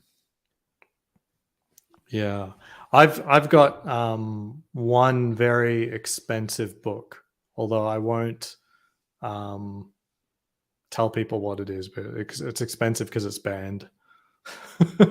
Okay, all right. Banned and out of print, but it's a masterpiece, an absolute masterpiece. There are books that are banned in the US? No, so this was a case where the publisher self-censored, basically. But it is such an important piece that it is still in use today professionally. There's nothing that supersedes the quality of this particular book. No comment. Yeah, it's unbelievable. Like I literally shake when I turn the pages. It's moving. Like it's unbelievable. But I have to be very careful who I share it with. All right, maybe we'll have a behind the scenes talk. Yeah, wow. But don't hate on me. Like as I said, it's a canceled book. So you ask for it, you'll get it. Oh, I won't, man. I don't know how people get this impression about me that, I'm sensitive and that I have a thin skin. I just get certain, I have certain hot button issues on which I have a certain position, and if you press me on it, I will respond in kind. Otherwise, I have no problem with. I've never seen you be unreasonable at anything at all. Like it shocks me. And Mike David says, U2 is an ugly duckling. The SR-71 was a super fast, sleek machine. And Jimmy says, Ozzy, the actor Gary Sinise, rode in the U2 spy plane up to 80,000 feet. It's on YouTube, that's cool. The whole documentary. Check it out.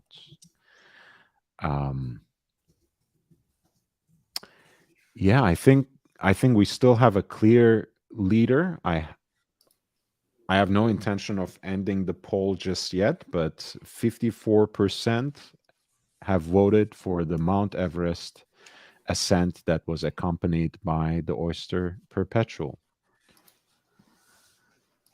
and which inspired Rolex's introduction of the Explorer 1016. So maybe this pulls up a follow-up question, but it's probably guaranteed we know what the answer is. But which watch in current production has the most DNA from the watch that Hillary wore? Would it be like an OP36 with a silver dial? I think that's the lightest color you can get now. You can't get a white dial anymore. You get the Explorer 36mm with a black dial. Explorer 2 with a white dial. Is that even in the mix? Is there enough DNA left in the Explorer 2 from the 1016?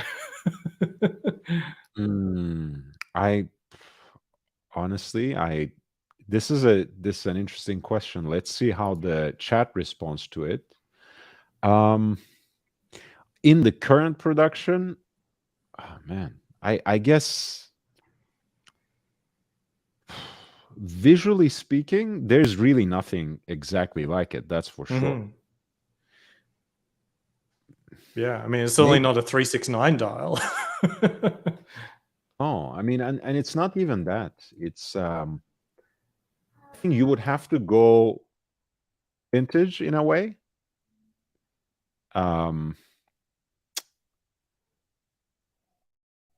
But the current lineup, maybe I will say, I know it's a little forced, but the silver dial OP36.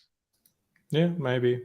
It still It'd be exists. great if it'd be better if it was a white dial, but clearly that's not our options. So yeah, white silver dial OP36, not a bad choice. You're right about like just all the indices and the hands is just not right, you know. So maybe the OP36 is a bad choice. Like there's literally nothing about it that's correct. Right. And it has a domed bezel as opposed to a flat bezel. And I think that one you showed, the one that went to Everest, was a flat bezel. Yes. So that's an element. It's not every element, but maybe Explorer's not too bad. Ultimately, maybe Explorer isn't too bad. Maybe it carries a lot of the. It really isn't. I mean, in the sense that, I mean, it has the 369 dial, of course, but in a way, considering how that particular Oyster Perpetual was also broken up at quarters by a more distinct triangular shape rather than the arrows, I guess you can kind of reconcile it if you really want to. Well, there's at least one triangle up there, unlike the OP. Yes, which has the coronet instead of that triangle. Of course, the hands are now the Mercedes / Cathedral hands rather than the Alpha, as in that OG Oyster Perpetual. And this is, of course, not a white dial. I guess you can kind of make an argument on that note for the Explorer 2, right, with the polar dial. Yeah. Because of I guess there's two ways to look at it. It's like, who's carrying the most DNA from that watch? Or the other way to look at it is, for the same mission, which is the watch that Hillary would have actually used? Like, what are the considerations? Well, in this case, I think we have an answer. You know, at least from 1990s, and I know that watch is not in production anymore, not as that particular reference, but Erling Hage, who actually wore an Explorer 2 for his expedition to Mount Everest and earlier to the North Pole and the South Pole. So he may not be Sir Edmund Hillary to others, but he also had a majestic achievement there, and he was wearing an Explorer. I would lean towards the current Explorer, mostly from a weight and slimness perspective, as in you don't want a huge heatsink strapped to your arm, full stop, increase the risks of frostbite. And you're getting like cords and ropes and all sorts of things. The extra snag propositions, a smaller watch is better than a bigger watch as long as it achieves the same function, perhaps. So that's my what would Hillary do if he got to choose out of the current lineup. And maybe that's sort of like a big negative point on the Black Bay Pro. It's that for his purpose, it is too thick. He doesn't want it to hold his jacket up or something like that. He definitely wants his jacket over the top of that thing, keep him warm.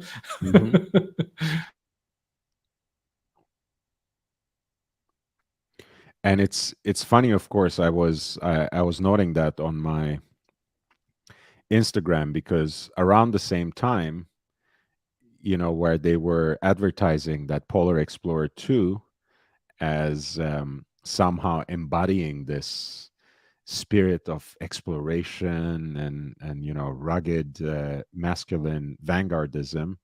They also had ads with the famous fashion designer Adrien Vittadini, who was wearing a Polar Explorer 2 as well. That's wild. Yeah. That's wild. Yeah, I can't imagine.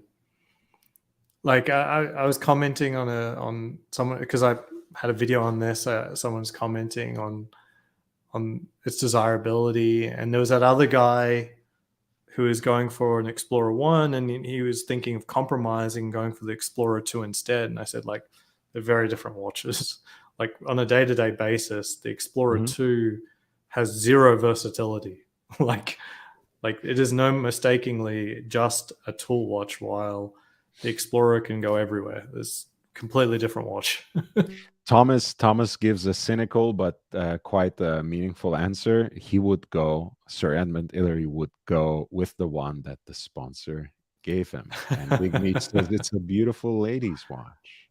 Jimmy says Yes. all this chat is great. Just got a copy of Deep Sea Challenge to watch. Looking forward to it. And Mike David says the OP is the greatest or the most appropriate representative of the original.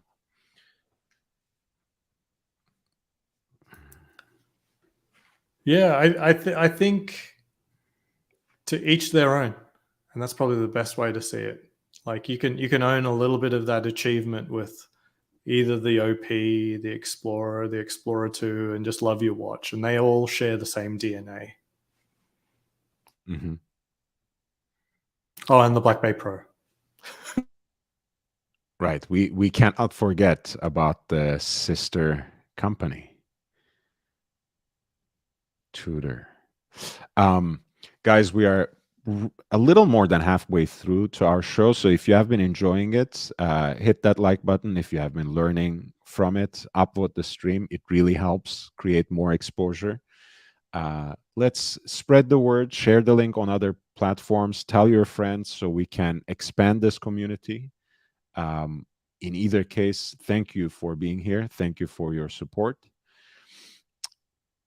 If you can help me get to 1,000 subscribers, that would be the greatest help. But in the meantime, if you want to support the channel, if you want to encourage the work I do here, you can always consider a PayPal contribution at lordhellespuntv@gmail.com, lordhellespuntv@gmail.com.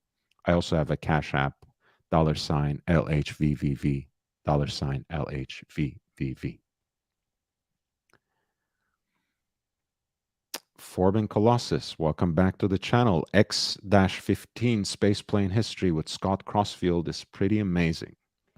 Ironically, died in a Cessna at 84 due to ATC error.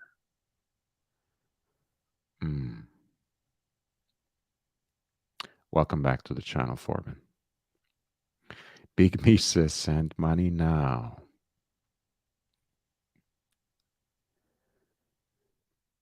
Yeah, I think we we have the Great Escape gaining some ground in the poll. Ozzy, you have to do something about this. Oh dear, is this a comedy option, or is this like? I mean, I appreciate the story, but I mean, like, what did Trump say about McCain? It was like, no, I like winners, not. But these people have won. They, less than maybe a fraction of them escaped and actually made it out of. Hey, man, 90% fatality rate, not great, not great.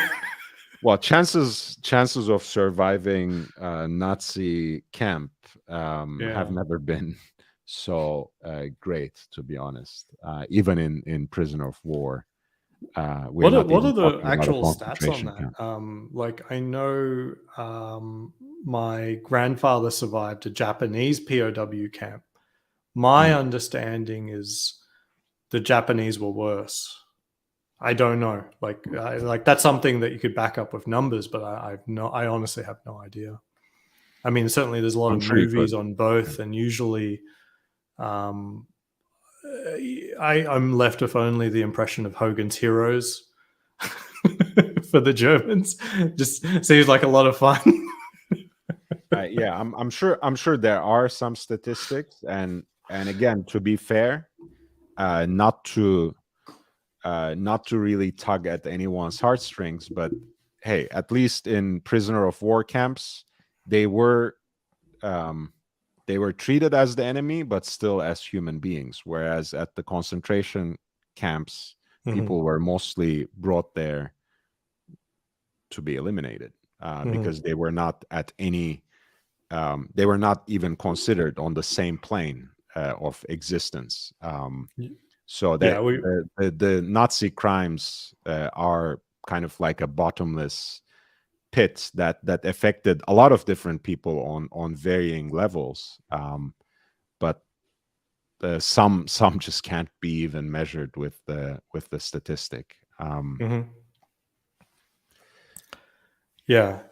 but yeah, mine saying the POW situation is the Japanese were ruthless, while it did seem like a certain level of ruthlessness was saved by the Nazis for the concentration camps.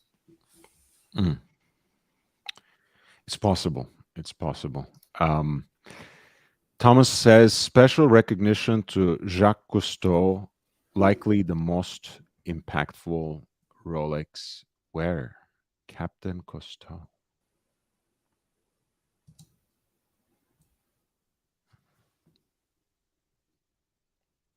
I think I may have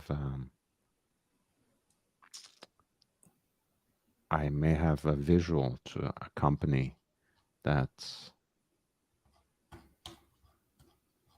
And of course, I was getting my French divers confused earlier when I attributed the silent world to Picard, whereas I had in mind Jacques Cousteau.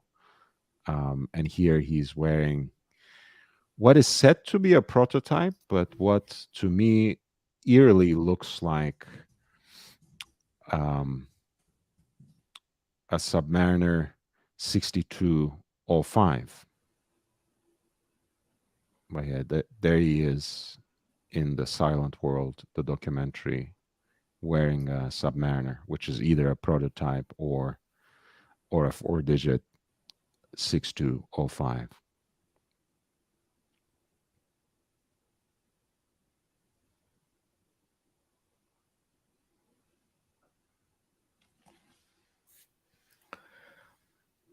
Okay, sorry, Lord and everyone. I have to go and put my son to bed.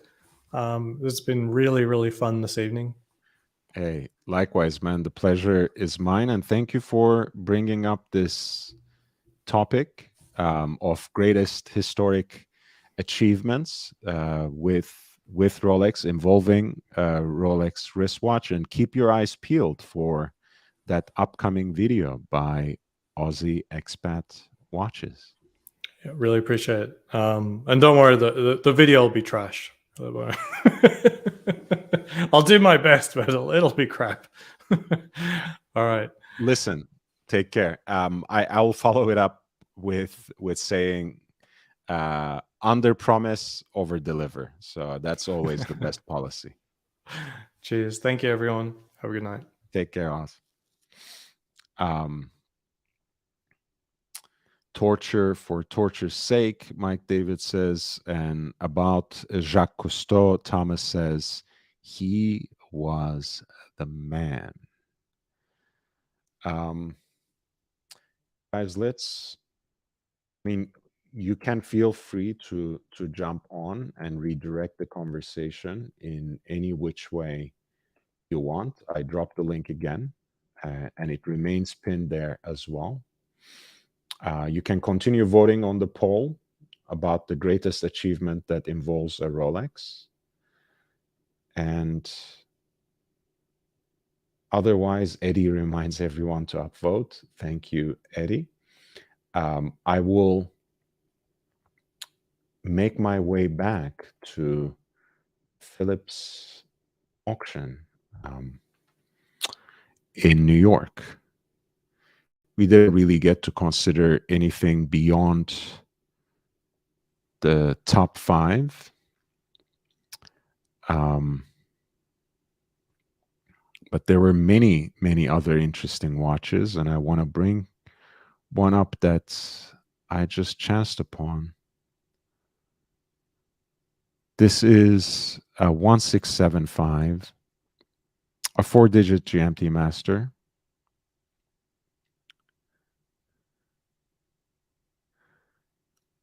All in gold with the alpha hands and the small GMT hands, the so-called nipple dial, a beautifully faded maroon colored fat font bezel. Of course, you can already notice the absence of crown guards, which only go to accentuate the vintage feel of this watch. That was estimated to sell somewhere between $40,000 to $80,000, and it actually went right around that expectation, selling for $75,600 before the buyer's premium. It's a 4-digit full gold GMT master from 1962, which sold for $75,600.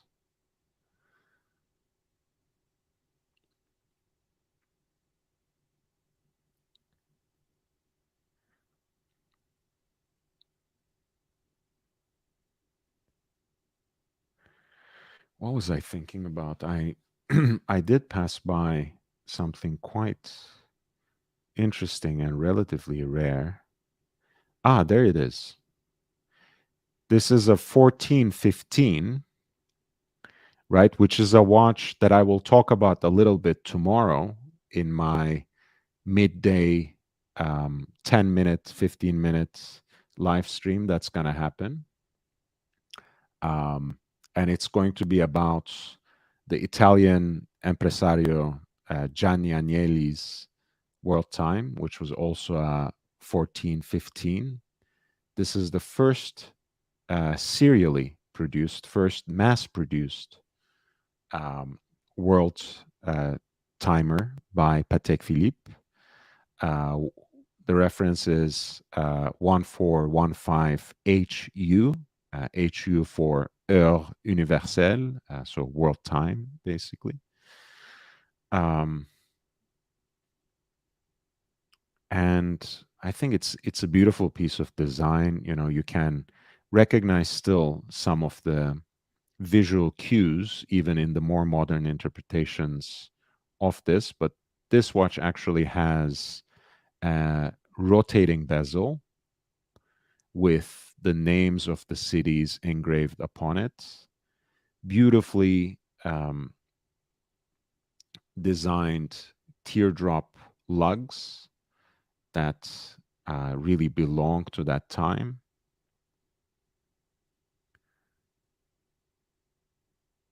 and really an important piece of Patek history, but also about the history of air travel, and a certain sense or feeling of cosmopolitanism that this watch somehow encapsulates or romantically expresses. And the estimate was lodged right between $40,000 to $80,000 for this post-war watch from 1948. Quite diminutive by today's standards, scaling at 31 millimeter in case diameter, and it sold actually for $289,800.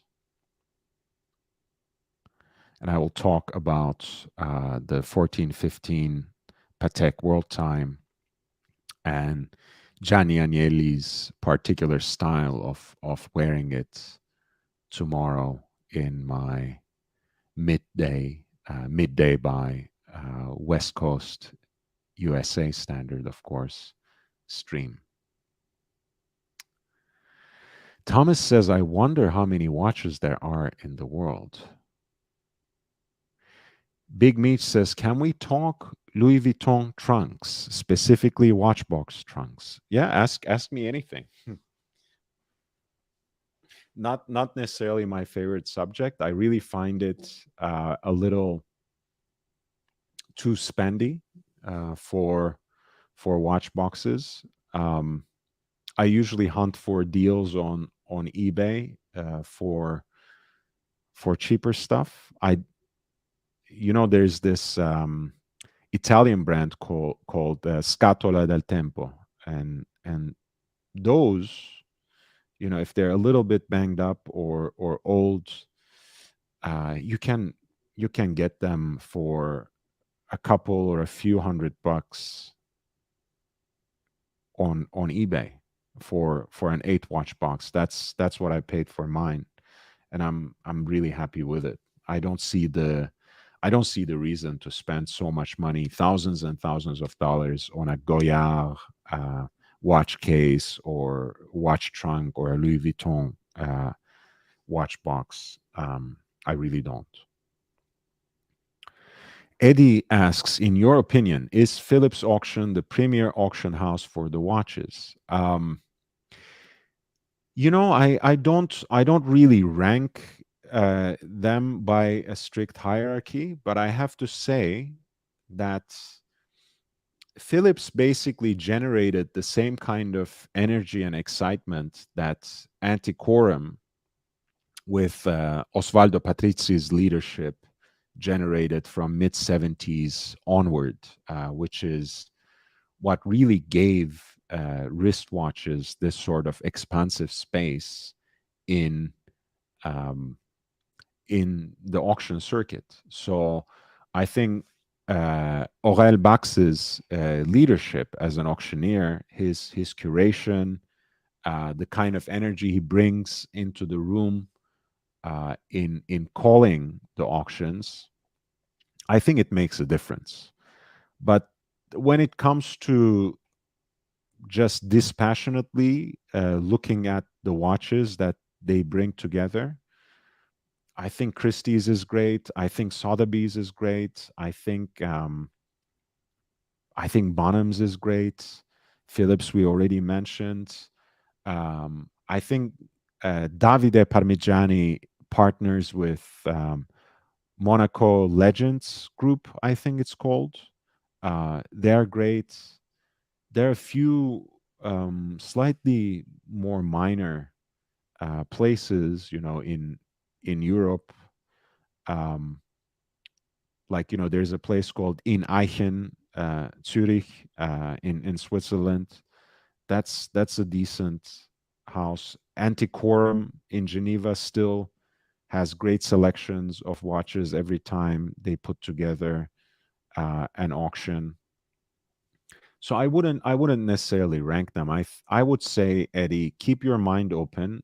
Check their websites as much as possible. Again, Antiquorum, Phillips, Sotheby's, Christie's, Bonhams, Monaco Legends, all these places. Check their websites constantly. Look up for what you can bid online when live auctions happen. All of these houses basically also organize year-round sales by now that you can check out online. Sometimes they have fixed prices. Sometimes they have um, particular selections they put up for auction. And sometimes they're good deals. There's a website that runs its own auctions that is called Loop This, LOUPE This. Loop This has very interesting watches once every so often. There's a lot of hype around it, so not many great deals, but they do come up with very interesting watches almost on a weekly basis. And just for educational purposes, it would be great if you could keep an eye on that as well.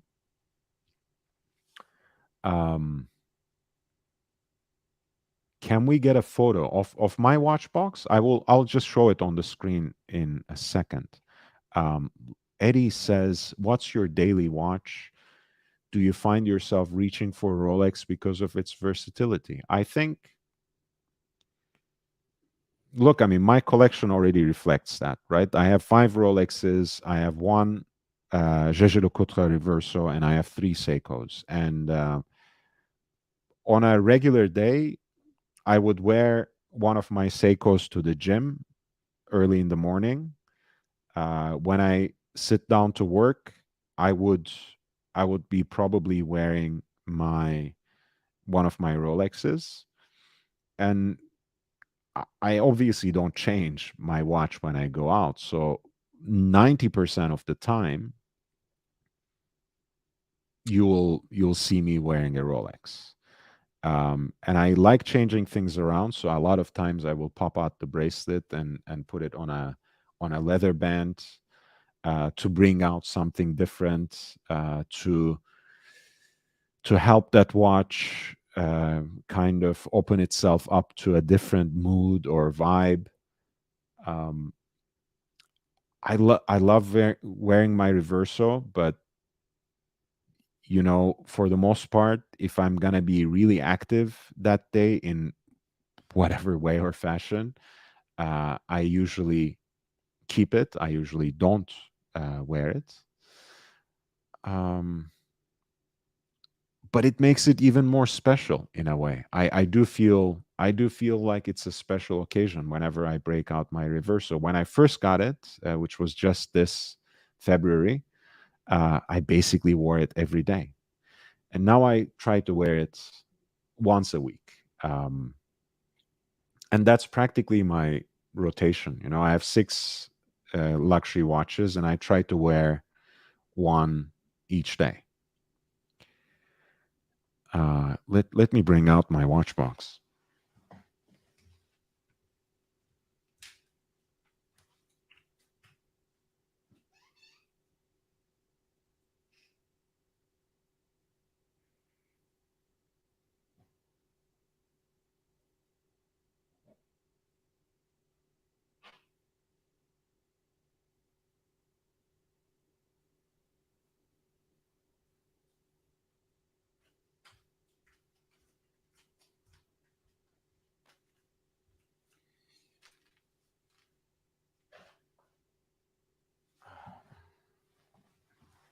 Yeah, there we go.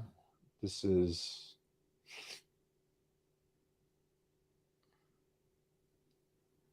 the watch box.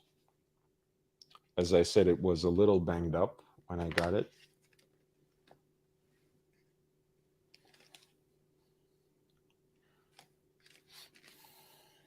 And it's like an 8 watch affair. And it has 2 compartments.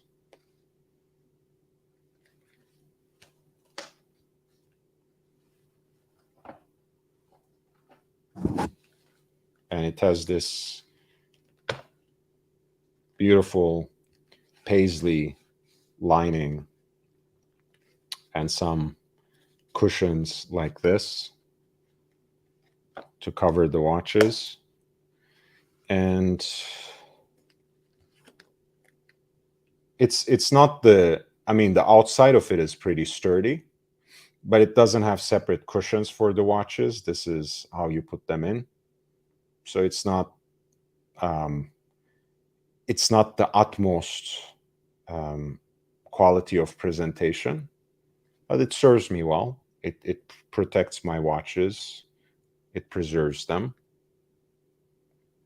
And I'm quite happy with it.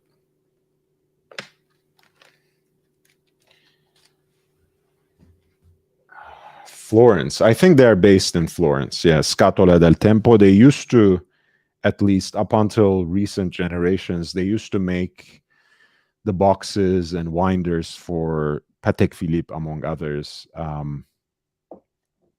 And at retail, they're very expensive, unreasonably expensive. But as with any lesser known European brand, if you look long and good enough for deals on eBay, you can find quite nice pieces. I wanted to take a look at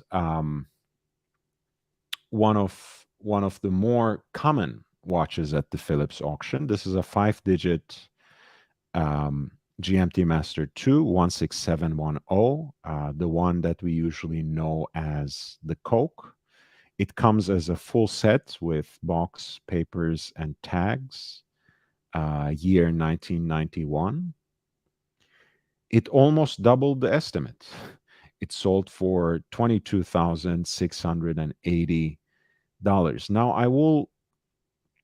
I'll present this caveat. A lot of times when people come to auctions, they have all kinds of aspirations and goals, right? You know, they set their mind in getting this or that watch, and it might potentially cost them not 10, not 20, not even 100,000, but much more.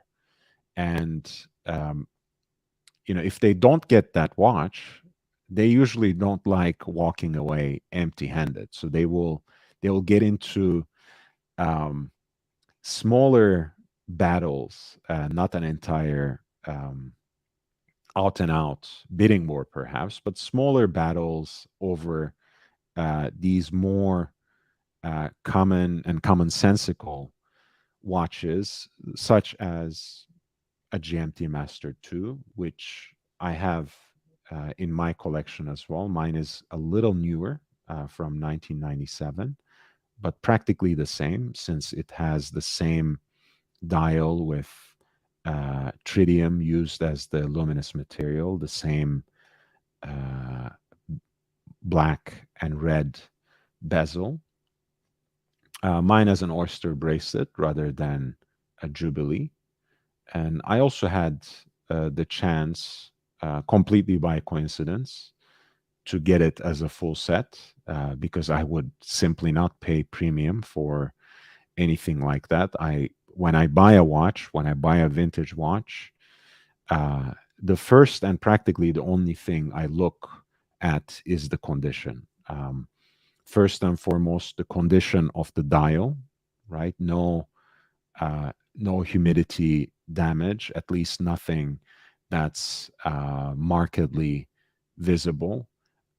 No other sort of serious wear and tear and smudging and scratching and whatever else on the dial. That's what I prefer. So the face of the watch is all important when it comes to condition for me. And then the case, right? You know, having a thick case with most of its factory finishing intact, where you can see the chamfers. That's what I want. And this looks like it has a nice case. This looks like it's a watch that's fairly well preserved for its age. It's not untouched, but certainly unmolested. And that's how I found mine as well in terms of the condition. And I think it's a great piece. What I meant to say with those small scale bidding battles is um, this watch actually went significantly higher than its going rate in the secondary market today. You can get something like this around $15,000, not 25, which all of this would add up to with the taxes and buyer's premium and all the other fees. So I would say for the average watch enthusiast, it's probably not the place to buy these kinds of watches. The auction house is usually not the place, right? Again, I would rather go um, hunting and scavenging in the secondary market myself. Going to jewelers, even pawn shops, but they have gotten very smart off late because everyone has access to the internet. So it's always harder to find deals. And even looking at the online auctions and online listings that these auctions hold could be a smarter choice than going for something like this in an auction. But still, again, I'm returning to my original point. At this particular segment, at the auction circuit, the market is still healthy. It's not untouched. It's not. It's not that some prices have not started coming down, but by and large, uh, it is a little too early to talk about a market crash out and out when it comes to watches. For those of us who are waiting for the right deal, who are waiting for some of the prices to come down significantly, who are expecting the going rates for a vintage Rolex, a Patek, Vacheron Constantin, anything really, vintage or more contemporary, wait longer, right? Wait until the end of the year. Wait, if you can, until the first few months of 2023. I think the prices will continue coming down. If you're looking for a deal, if you're looking for something to snipe at an extremely attractive price, those days are not there yet. So tread carefully.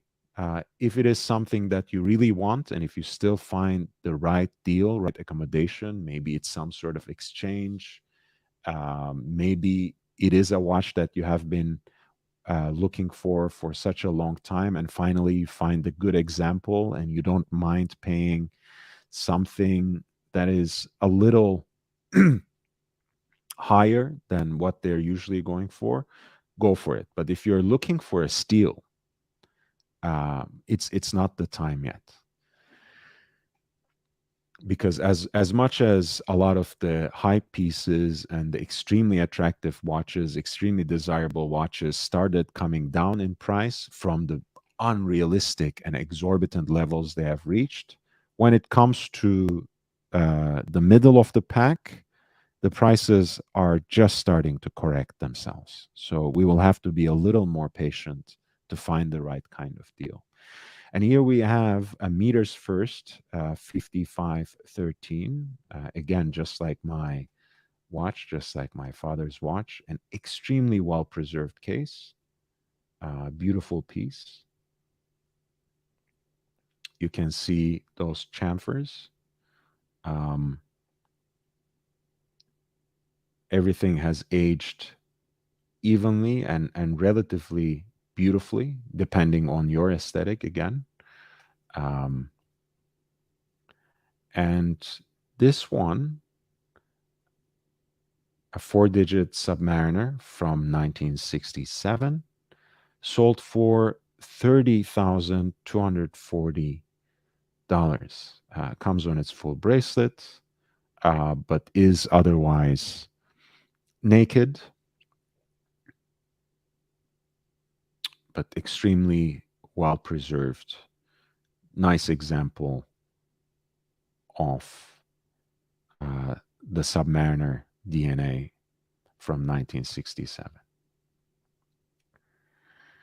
And Jake says about the 16710 that sold for 30K, the GMT Master 2 Coke, 5 digit. Someone paid 30K for a 15K watch. Absolutely, that's true.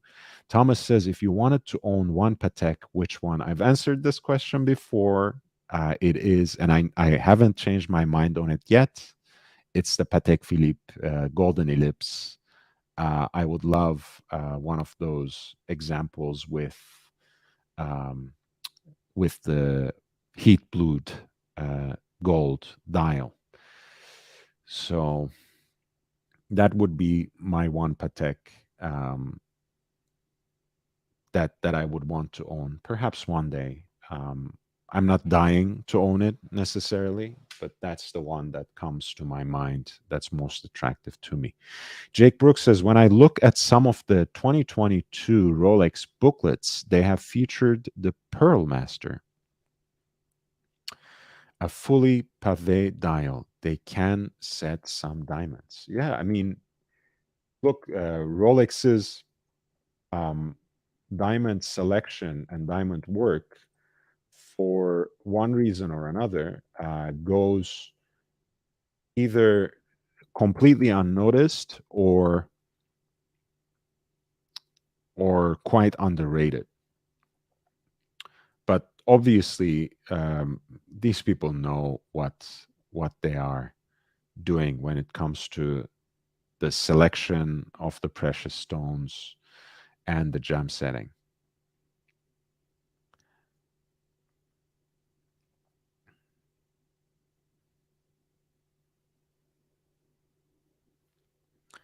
We were quickly looking through some of the sports Pateks. Of course, there's 5711 in steel that sold for 170,000 in the blue dial. Double signed, Tiffany double signed white dial 5711 has sold for almost $250,000, 239,400. A 5712 sold for 138,600, a new old stock one, basically. The other two were more or less brand new, if not simply pristine. 5990A travel time chrono Patek with the gray gradient dial that sold for 170,400. The previous generation of a Royal Oak Jumbo Extra Thin 15202 in steel sold for 88,200. Chronograph version of it sold for exactly the same price. Of course, this one actually had, I think, the Omani Khanjar, the crossed daggers that are the royal insignia of the Sultanate of Oman engraved on the back. So it has that special little detail. That sold also for 88,200.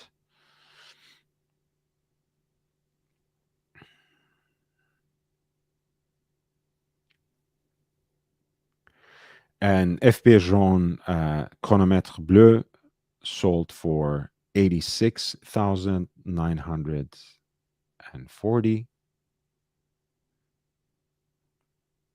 Again, a very simple and beautiful watch that is quite hyped up by the market.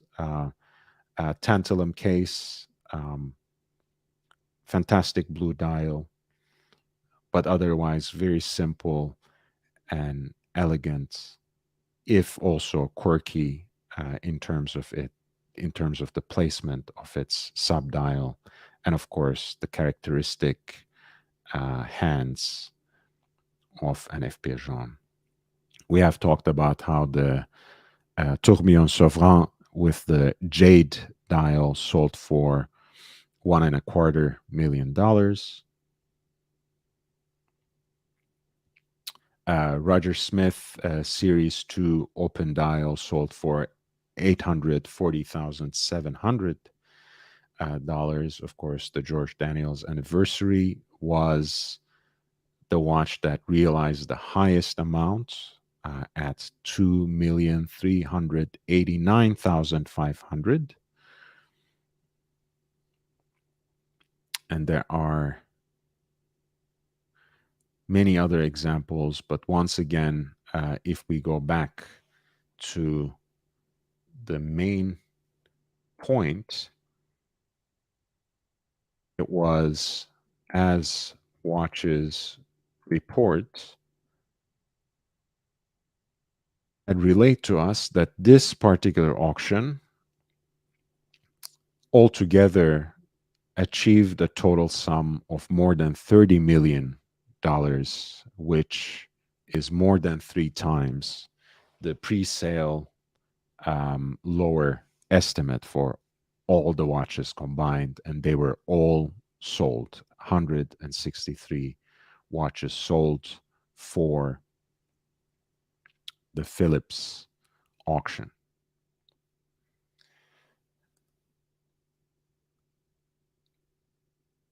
Guys, feel free to check out, of course, the prices realized there. I will put the link in the chat. If you want to look at one of your other windows and you want to remind me of a particular lot so we can discuss it together, feel free to do that. In the meantime, I'll take the liberty to actually switch to the Christie's auction that also took place in New York last week as important watches, the Kairos collection part 3. And that itself realized more than $21 million in value. $21,743,070.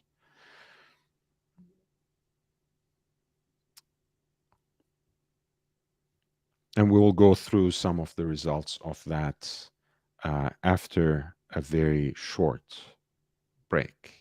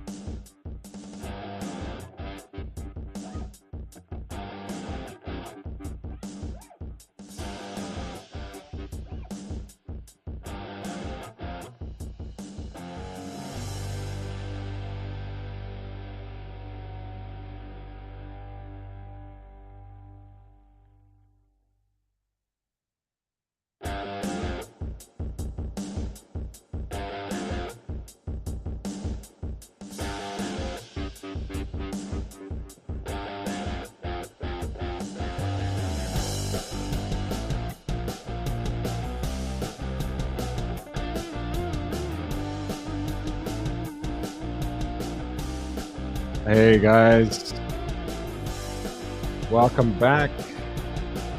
We are back. We're back with our auction results, auction reviews. We have gone through quite a large number of watches from the Phillips auction held last weekend in New York, which realized more than $30 million. And now I'm back reporting on the Christie's auction held in New York, important watches of exceptional provenance, featuring the Kairos collection part 3. This was by Christie's, held last Thursday and Friday in New York. You can see, for example, a 5130/1R, which is a Patek Philippe World Time in pink gold, mounted on a pink gold rice grain bracelet, beautiful guilloche work. You can already recognize the DNA of those hands from the original serially produced reference, 1415 by Patek. Beautiful watch, and it realized the price somehow right in the middle of that lower and upper estimate, amounting to more than $60,000. The advanced research Aquanaut 5950G, which is a version of the travel time in white gold with the blue dial matching tropical strap, fetched 630,000 US dollars. A platinum perpetual calendar by Patek Philippe in 5270 fetched $277,200. A perpetual calendar chrono by Patek with a beautiful salmon dial and those blackened fixtures on the dial, including the hands.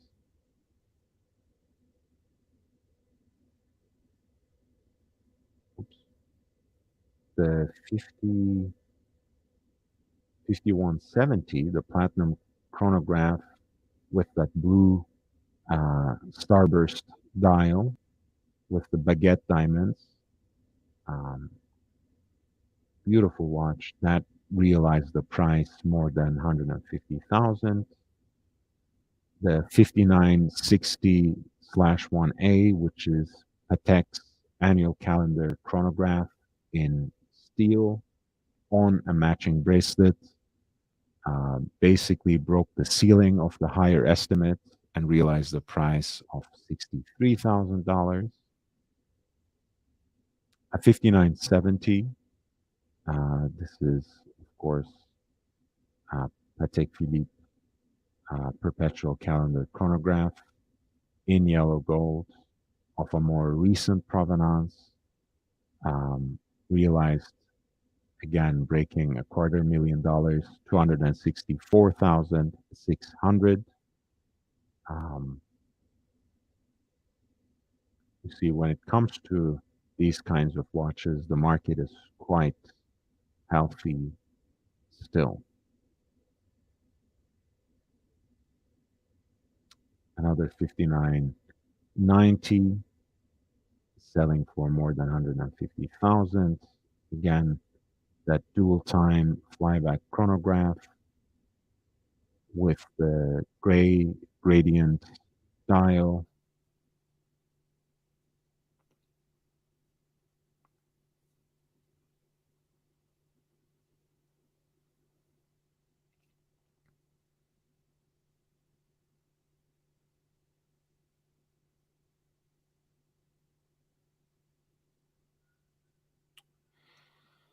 Fascinating.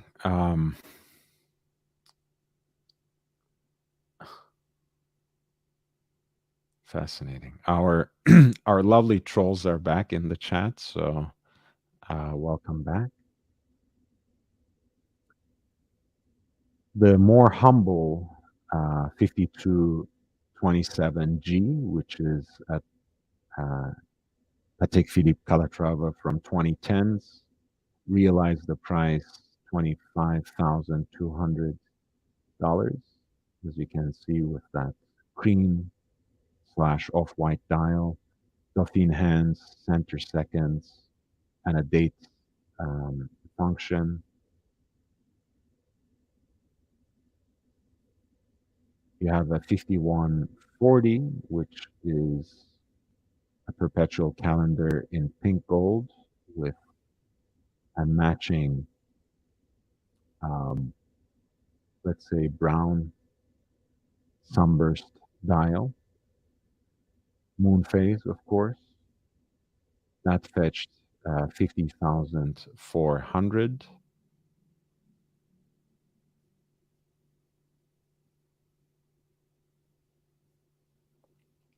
The 5726A, which is, of course, an annual calendar Nautilus in steel, day, month, date, and a moon phase. Tiffany and Co. double branded. That's ran very close to $250,000, 226,800.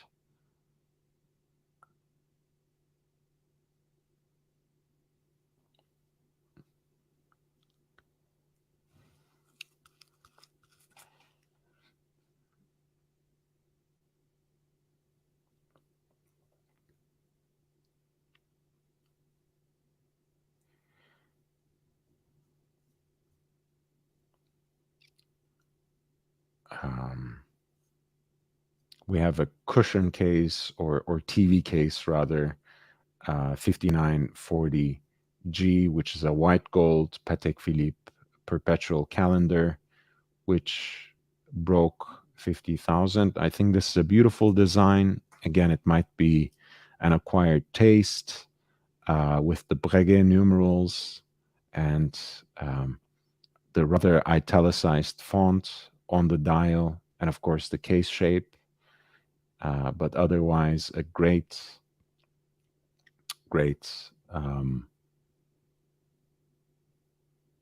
piece, great selection.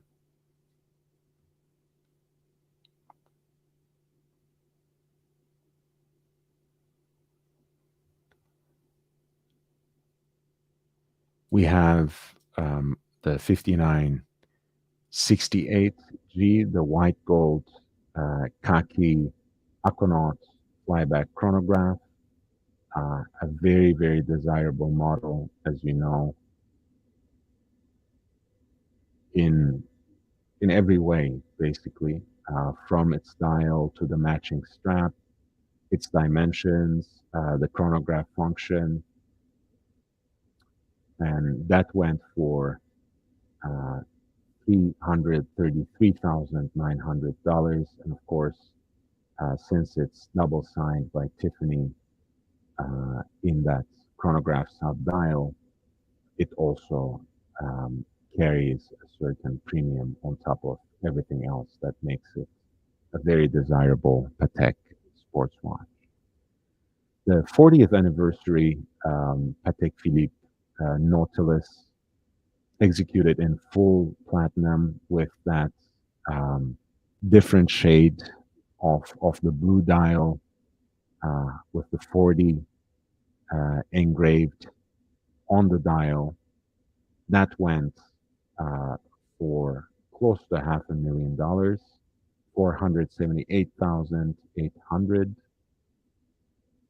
And one of the most endearing aspects of this particular watch is it actually comes in a presentation box that is quite akin to how the original reference of Patek Philippe Nautiluses in 3700s were delivered in these cork boxes that emphasize, that front loaded the nautical theme of this Patek sports watch. That was a 5711R, which is to say a Patek Philippe Nautilus in pink gold. That went for more than $200. Um, Quite a vivid imagination of this particular chap in the chat. Uh, it's again, I find it truly fascinating that someone with such strong sexual urges would come to frequent a watch channel and express his desires here. But hey, everyone is welcome. This is one of my favorite models, by the way, of Patek Philippe as well. The World Time Chronograph, a 5930G, white gold, beautiful blue dial with that exquisite guilloche decoration in the center of the dial, and of course the added chronograph function to boot. Really a fantastic watch. You know, it kind of combines into a case that scales right under 40 millimeters. One of the two most romantic functions. You know, you have a travel watch and a sports watch. You have the world time complication and you have a flyback chronograph. So to have those merged into the same watch and realized in such an efficient, relatively compact, and quite elegant way with a striking blue dial. It's quite a fascinating watch. I guess this could be a close second for a Patek that I would want. And this went for a little above 60,000, $60,480 before the premium. But this is a beautiful, beautiful piece.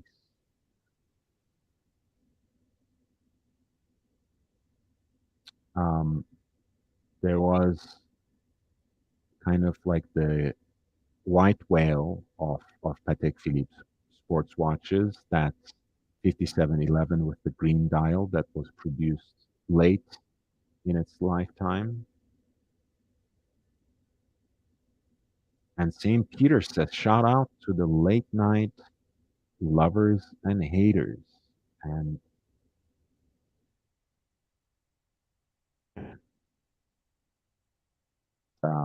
it's always nice to see you, man. It's a very vivid image, of course, you carry in your avatar. I can't complain about it, being a fan of Caravaggio, but not many um, can bear the sight of a man being crucified. And here we have a 5711 with the green dial that was sold by Christie's last Thursday, and the price realized is $441,000.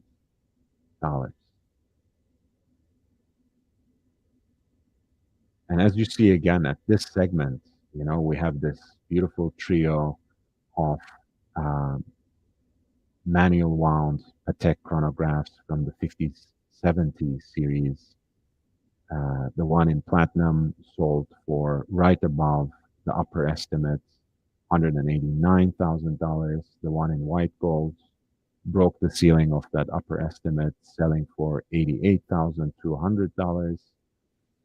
And the yellow gold with that stunning black dial, I think that's also a great combination. That also, if only nearly, broke the 75,000, the upper estimate set at 75,000, 75,600 is the price realized.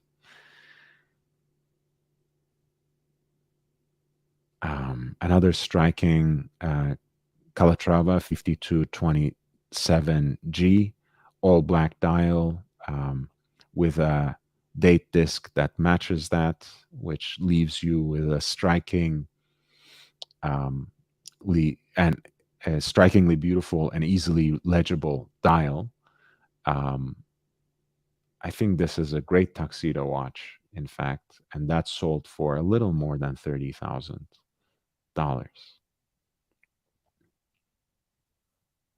A 3940G, a particularly perpetual calendar with moon phase, realized more than 75,000. Um, perpetual calendar chronograph in 5270G realized 113,400 dollars. St. Peter says, "I hope you have been well. I've been doing great, man. Nice to see you as well." And St. Peter says, "Best of the best, probably for Caravaggio," and I agree. Um, Probably my all-time favorite painter, and um, hard to see him being superseded really in a class of his own, if only um, by his sheer innovation and his really ability to bring both light and darkness to bear in his depiction. We have a 5168G, again, um, white gold, extra jumbo Aquanaut with the blue dial, Tiffany co-signed, matching strap that went for 189,000. Um, Another 5711 in platinum, the 40th anniversary edition, almost um, sold for $500,000, realizing a price before the premium at $478,800. These two beautiful World Times 5131 in pink gold and 5231 in yellow gold. Both went for $126,000 before the premium. A 5230G, which is a special New York City limited edition of the World Time, that sold for $60,480. You see again Patek's pilot watches somewhere, somehow realizing a price according to the estimate, not really outperforming it, which I think is actually predictable, even though they have tried to build a lot of artificial hype um, around that watch when it first came out. St. Peter talks about the chiaroscuro. Yes, beautiful, beautiful. Nice to have you in the audience, St. Peter. And finally, we have 5968A, which is a Tiffany signed steel Aquanaut flyback chronograph with these fantastic orange accents. It also comes with an additional orange tropical strap in addition to the black standard um, that the watch is sold on. And this is also, of course, a slightly larger case compared to the three-hander with date Aquanauts. Um, and again, being so desirable and being also co-branded by Tiffany's, it realized $333,900.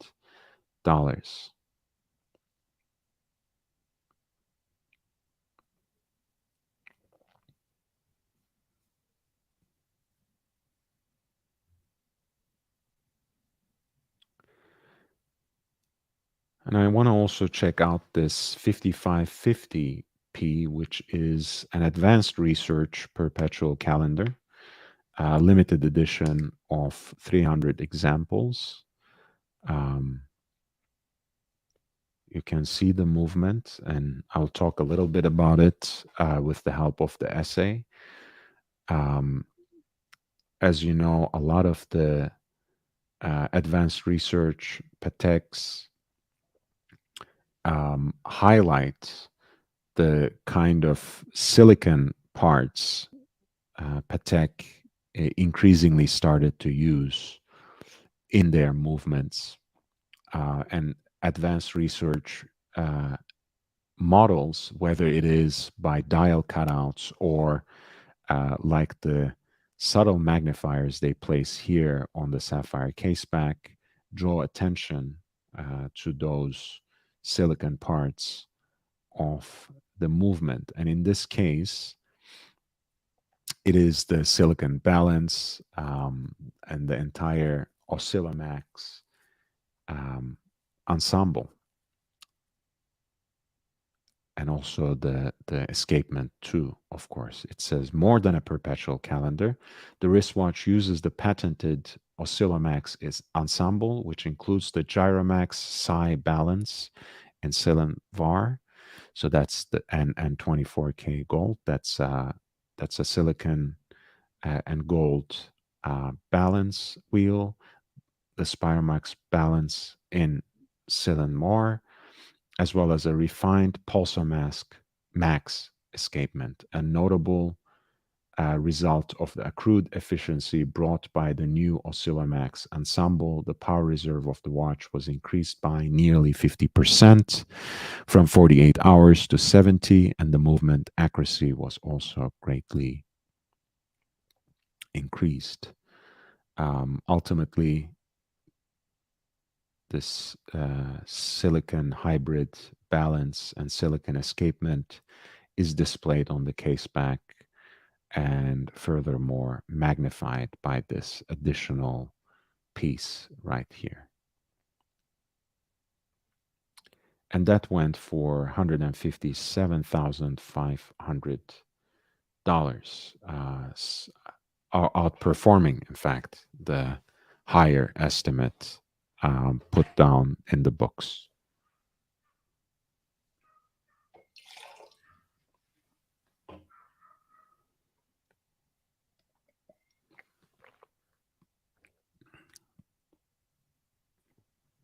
Oh, hey, Lord. JB. You came to the last call. Oh, did you freeze? I think. You froze up for a second there. Can you hear me? So I'm looking through Much some better of these. now. How are you doing? Good. How are you? Good show so far. I'm looking Great, through thank all you. of these 2022 materials, and I mean, they are pushing the two-tone, The something serious. Rolex. Rolex. Yeah. You look at the cover of their catalog. You've got the two-tone Explorer. Yeah, I have that one, I think. Just to the 5th page, you get a two-tone. Okay, but you get to this is a different one, Lord, I think. Is it? Oh yeah. This is hot off the press. But I just want to show you some of these examples and two personal experiences too that I wanted to share. I went to 2 ADs around town. Both of them had only one Daytona. Both of them were two-tone. Okay. But then you for see sale, right? No, just for For sale? demonstration. Supposedly, yeah. Allegedly. Right. But I mean, they're sitting out in the case. Right. So for a reason. I don't think they're just mad, right? Maybe it's because they didn't sell, but I think that they're kind of given a directive to it. And you see their marketing materials where you get a two-tone Sky Dweller. I've never seen one of these in the wild. Me neither. I mean, I've seen people in the community wear them and show them off on their screens, but I've never seen it on someone's wrist out there. And one of the things that I think is going to be big is and I'm going to hold my nose when I say this, rose gold and white gold, or rose gold and stainless. I mean, almost every page has two tones, Yes. Uh-huh. right? Mm. And they're really featuring it. Next page. St. Peter says two-tone is the best way for Rolex to bump up the cost without pushing out the lower end clientele. Okay. Interesting. But you know, as far as when you have those choices that are between there, normally, or it's just trendy as it is today in mid 2022, the first one that they go to is not a two-tone. And I'm wondering, are they trying to zig before the market catches up? Look, I mean, this is what I will say. In one of the ADs that I go to and that I still didn't deal with at all. It was my first time meeting the manager, and she brought out a two-tone Sea Dweller for me right out of the vault, just like that. So whether it's a conscious policy or not, I can tell you that a lot of the two-tone Rolex watches are just more accessible to first-time buyers. Now, that might well be something that the ADs are doing consciously, something that was even directed to them by Rolex. Honestly, Rolex has always been at the forefront of popularizing two-tone, and I think they have a lot to do with how it came back with vengeance after having fallen out of favor after the 80s. And it doesn't surprise me that they are Featuring. yeah, I mean, because look, steel has excessive demand, and they just can't, they're not gonna uh, ramp up supply to meet that. So what is one way of counteracting it without alienating an entire customer base? Offering something that's slightly one step up in terms of pricing, has the reliability and robustness and the ability to wear on an everyday basis as the steel one, but with an additional sprinkling of stardust, with an additional glimmer. Yeah. It's for the price point. I feel like it's still on the unpopular curve, and it has really room to grow.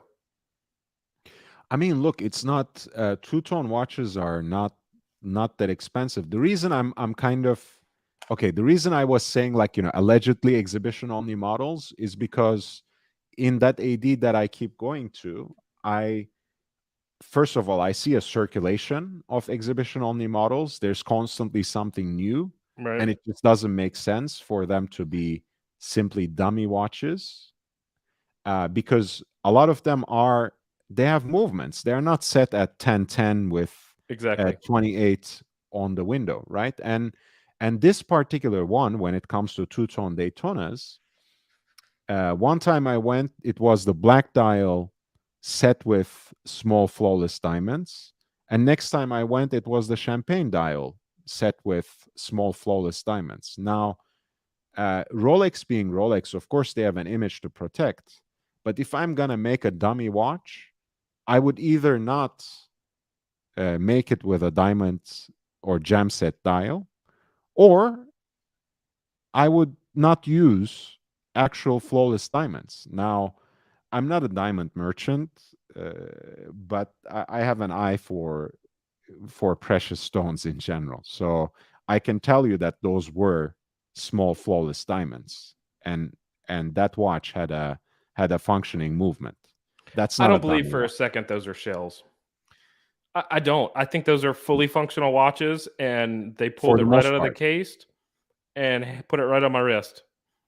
For the most part, so they are actually available to the right buyer. And what I'm trying to say is, when it comes to that watch, the one with black dial, I find it actually a very desirable and pretty watch in two-tone. Let me pull it up. that's not necessarily cheap, right? That's already, I think, at 20K at the list price. So if you had the 18 karat gold either in white or in yellow, it would be in like maybe the high 20s. Mhm. And then with diamonds, maybe almost a 30. And then what is it for two tone? So this is the watch that was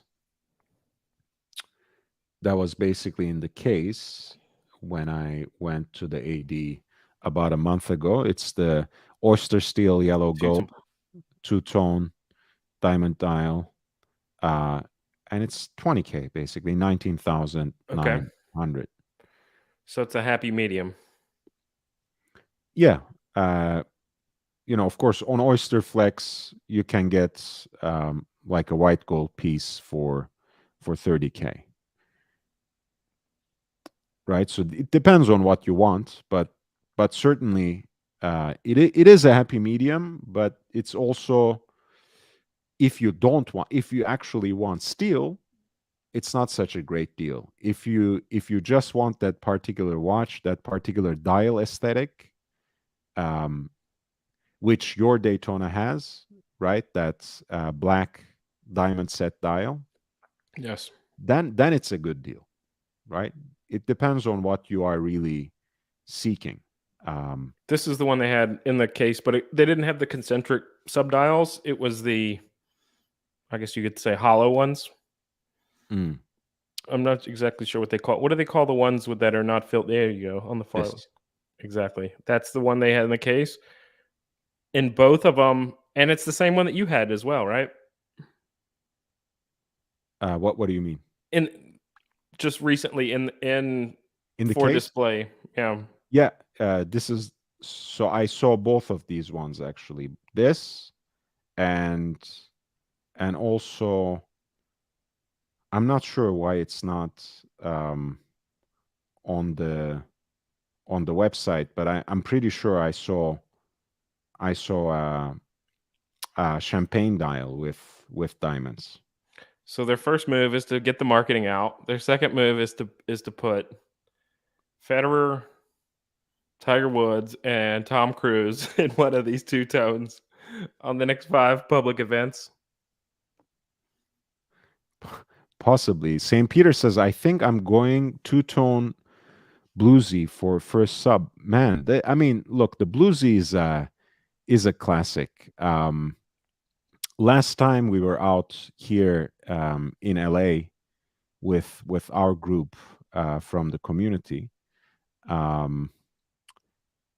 I got to try on Wristwatchholics Bluesy. It's a great watch. I mean, every generation of it is great. I'm sure they would all have something else to offer. But And let by me the way, they both had bluesies as well, now that you said that.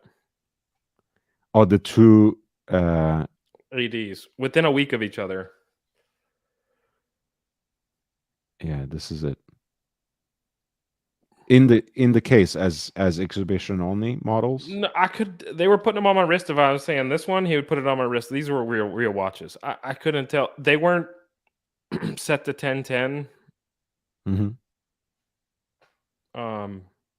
I didn't have any real taste or interest in picking, nor was offered. I didn't show interest, and I wasn't offered, but I did take notice of what's there. Yeah. Much more than I've seen in the last 6 months. Mm-hmm. But that's a good thing for me. But it doesn't. You never know. You never know. Maybe they are an AD that chooses not to put out a whole lot. Maybe they are an AD Mm-hmm. that chooses to put out a lot of what they've got in their vault. And so you don't know how that dynamic works as well either. My guess, JB, is what they put out there is, if not exactly 1-to-1, in some sort of proportion to what they have in the vault. Like, they wouldn't put out there a special Submariner of some sort if they didn't already have a Submariner in the vault, right? They wouldn't put out a Bluesy out there unless they had a Bumblebee in the vault. They Okay. wouldn't put out there a two-tone Daytona of some sort unless they had another two-tone Daytona in the vault. They wouldn't put out there a Sea Dweller unless they had some sort of Sea Dweller in the vault that they can sell again to the right customer. So, and I mean, Aussie expat talks very intelligently about this, because ultimately, the ADs too are trying to minimize their own mistakes, right? Because they don't really want a one watch guy as their ideal customer, right? They Right. don't, whether you are going to flip the watch or not, which is the thing that they want the least. They don't want just a random guy like me or you going in there and getting exactly the watch they want and never coming back. They want a repeat customer. They want someone who will buy their jewelry with them. They want someone who is going to invest in another watch at least every other month, right? So that's why they are sizing you up whenever you enter the authorized dealer. That's why they're trying to see how deep your pockets go with each purchase, offering you this other brand watch here, that piece of jewelry there, to see if you will buy it and how far it will go. They don't want someone to come in and get a two-tone Bluesy and never to come back again. They may have got me to buy it a little bit. But I mean, you have so far gotten good watches out of that as well. Yeah, I think you show them that you're for real and that you're local, and that they can trust that you're not going to sell it.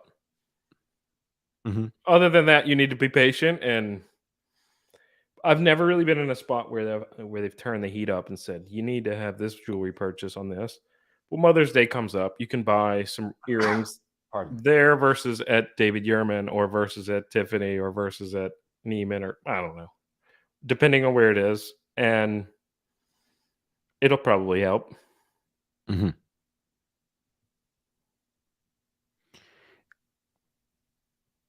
Yeah, I saw some I think incredible jewelry there. So I walked in, I walked past the, I guess, probably 6-foot billboard of that Tudor that you had on earlier, the Black Bay Pro. Black Bay Pro. So they're I mean, to me, is as close as you are to the front door, they've got this billboard basically on the outside, right next to the Rolex sign. Wait, the Chrono or the GMT? The new GMT or It's Chrono? like the Panda. It had the two. No, Okay. it had the it's the one that Aussie suggested. EB Chrono. Yes, I think that's top very left nice. right there.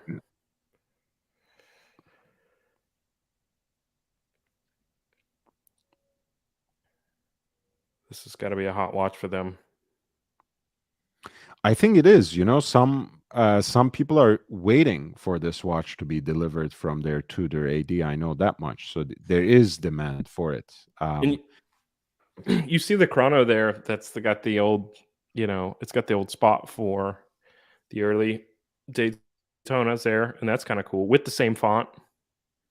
Mm-hmm. But to me, on this one, the Chrono pushers are way too big. If you look at like the Daytona I have versus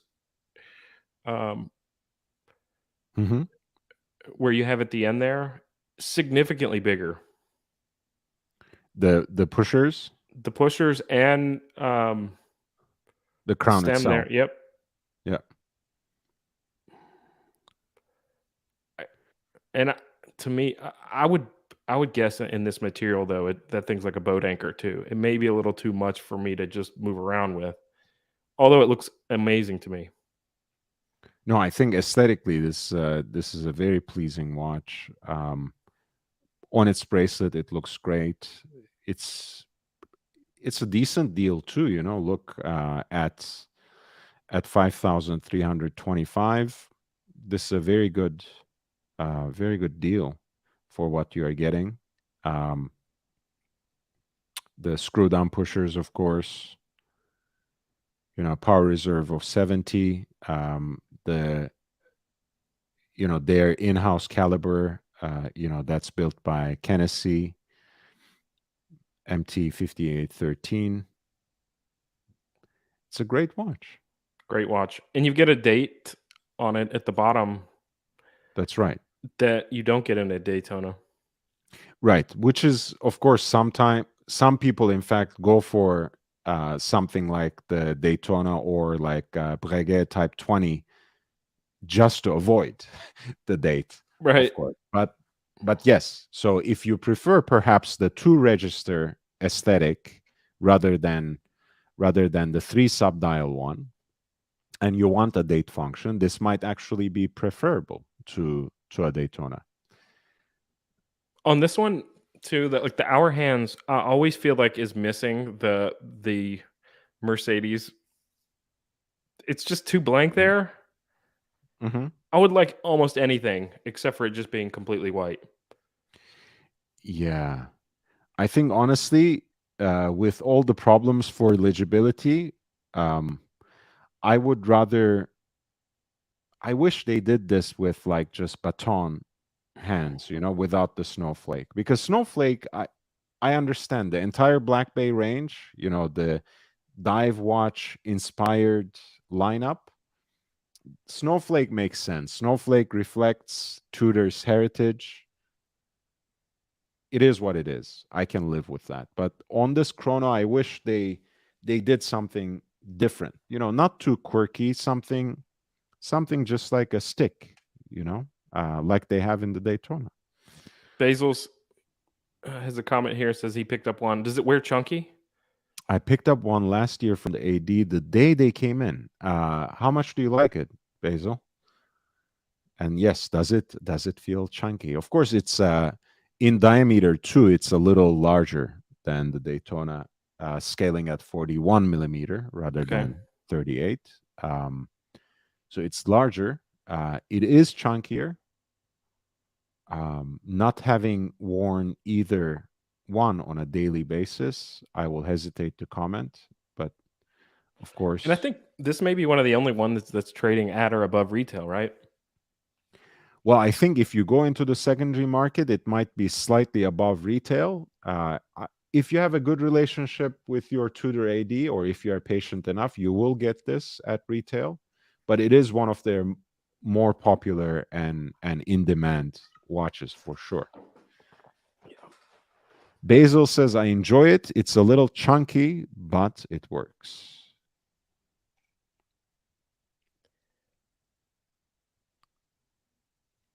I like it. Yeah. And you can see they're pushing it. I mean, the popularity is there, and for good reason. Yeah, and of course they do offer it in a variety of combinations. The reverse panda, they have a 2-tone version. They sell it on a band strap. They sell it with a canvas strap, fabric strap. But I think ultimately, to me at least, this is the aesthetic. This is kind of where it all comes together. I think, down to the red writing on the dial. And the steeped in subdials that have that vinyl groovy aesthetic. The constant running seconds, the 45-minute totalizer. I think this is a very cool watch, and I like the center seconds too with that red pointed tip. I think they're onto something here. Yeah, recently, I don't know if you watch that channel at all, Watch Society. It's a guy named Reda. He creates great content too. I have a lot of respect for him. He did a video on this particular watch as a Daytona killer, which seems to be a running theme.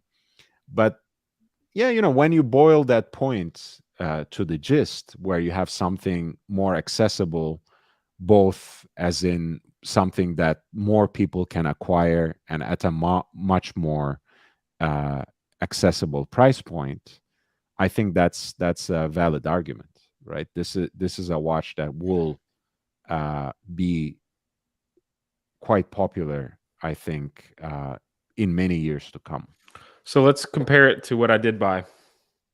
You can leave this one open. Yeah. For the same exact price.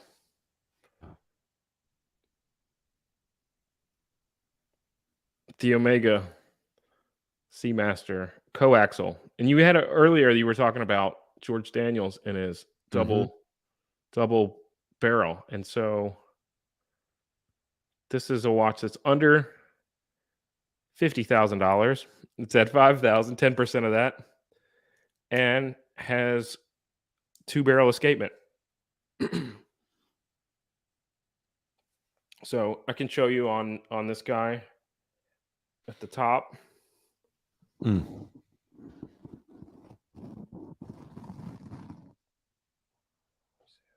little further back and maybe, close it, like kind of from my face, yeah. Lock your face with your hand, maybe in the back. Maybe you could do it on the computer with one of their pictures. Yeah, I'll pull up the. But really nice finishing here on the open case back. You can see. I think it's trying to. Yeah, this is terrible. What's the name of the model exactly? It's the Omega Seamaster coaxial, Aquaterra. Aquaterra, yeah. Okay, so this doesn't even do it justice though. So let me show you where it does justice.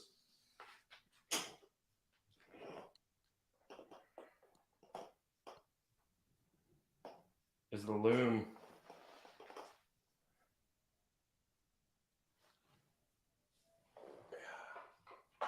Here we go. It lights up like a Christmas tree. Yeah, it's nice. And I like the orange accent too. I know you have been wearing this watch quite often recently. You're enjoying it. It's good. I like it. It fits well. It's a little bit lighter than my Daytona. A little bit harder metal. And it's a diver. So I seem to like it so far. It's got a great power reserve, 72 hours. So yeah, you can put this one down over the weekend and probably get away with picking it back up on Monday. Yeah. And, again, I think the coaxial escapement is an important piece of recent horological history. And again, Omega has done right in picking up that technology and making it available at a mass-produced level. I think there's no. Yeah, I don't know why Patek couldn't be convinced at the time. Too bad for them. It's their loss, Omega's gain.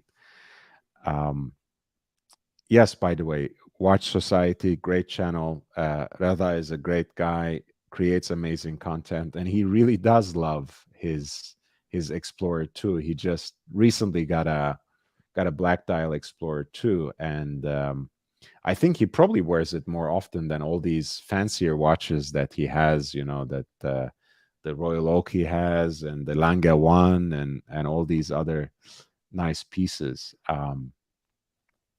So yeah, I very much recommend Watch Society. Was there any out of the Phillips auction that you were talking about? Was there any of the prices that were just so far from what? There's going to be some of those that were upside down, but I was thinking that for the most part, the big ones maybe went a little bit higher than we perhaps thought. And it was a little bit higher, maybe average. I mean, you said it's 3x of the lowest part, but I don't think they want to be pounding the table and striking it right even below or even hitting any reserve. So I think those are quite conservative estimates to begin with. You know what I want to say is the only way we can say the auction results were disappointing for the auction houses is because they have gotten so used to just crushing the estimates, doubling them, tripling them all the time. When you see like this Christie's auction, when you have prices realized, right within the range of the estimates or barely crossing it, right? Right. For most watches again, it feels underwhelming. That doesn't mean the market is quote unquote crashing, not at this level of hype, not at this level of rarity or desirability. But since they have been doing so well beyond all expectation, this probably feels like a downer, and it should, because I mean, we can't be this foolish, that with the downturn in the markets, with all these shortages that comes to basic staples and other necessary items, with war raging in different parts of the planet, do we really feel we can get away with with all this excess? Of course it's gonna dampen down a little bit, but again, if you are looking for a huge downturn in the market, if you're looking for a real buyer's market for pre-owned watches, it's not the time yet. We need to be a little more patient for that. We need to continue putting our money aside, guarding it jealously, and waiting for the right moment, which has not yet arrived yet. Wristwatchholic says cars and Chronos picked up Polar Explorer 2 today. The new one, I'm guessing, the current model. In either case, great watch. Great watch. Congratulations to him. Cars wear it in good health. St. Peter says, very nice seeing you and meeting JB for the first time, way past my bedtime. Good night, my friend. We are wrapping up in about 10 minutes, but good evening to you. Thank you for dropping by. Thanks for coming we by. appreciate you. So that's my reading at this point in time, because in another auction, right, see the estimate for this watch, 5960/1A. This is discontinued, extremely desirable steel sports Patek, and the upper estimate was 60,000. It's 63,000. Now, am I going to say this is the market's crashing? No. Is it disappointing compared to what they came to expect in terms of everything flying higher and higher? Yes. I'm sure in another market they would realize something like 80K plus for a watch like this. But this is not the moment for that. But it is also not the moment to pick up a watch like this at 40K, right?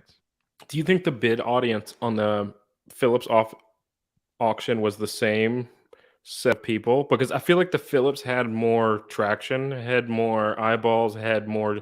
You look at the bids that came in. Dubai was going back and forth with, several France, back from London, back Same. from Dubai, Yeah. right? Same. I think it's the same crowd, and the same crowd is now in London, for example, for the Bonhams auction that's coming up on Wednesday. And like you said, a lot of times they don't even need to be there. They like being there, right? Look, I mean, if you're in the auction circuit, wouldn't it be nice to spend a very long weekend in New York just bidding on watches, starting with Christie's on Thursday and Friday, and wrapping up with Phillips in the weekend?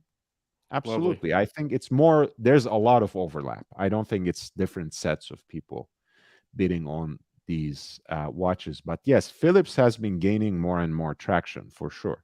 They have, in a way, displaced the major players and they get more shine compared to them. But it's a very select group, that bids on the most exclusive and most desirable watches, whether you're talking about complicated Pateks of a certain vintage, or the most hyped up sports models, or well-respected independents.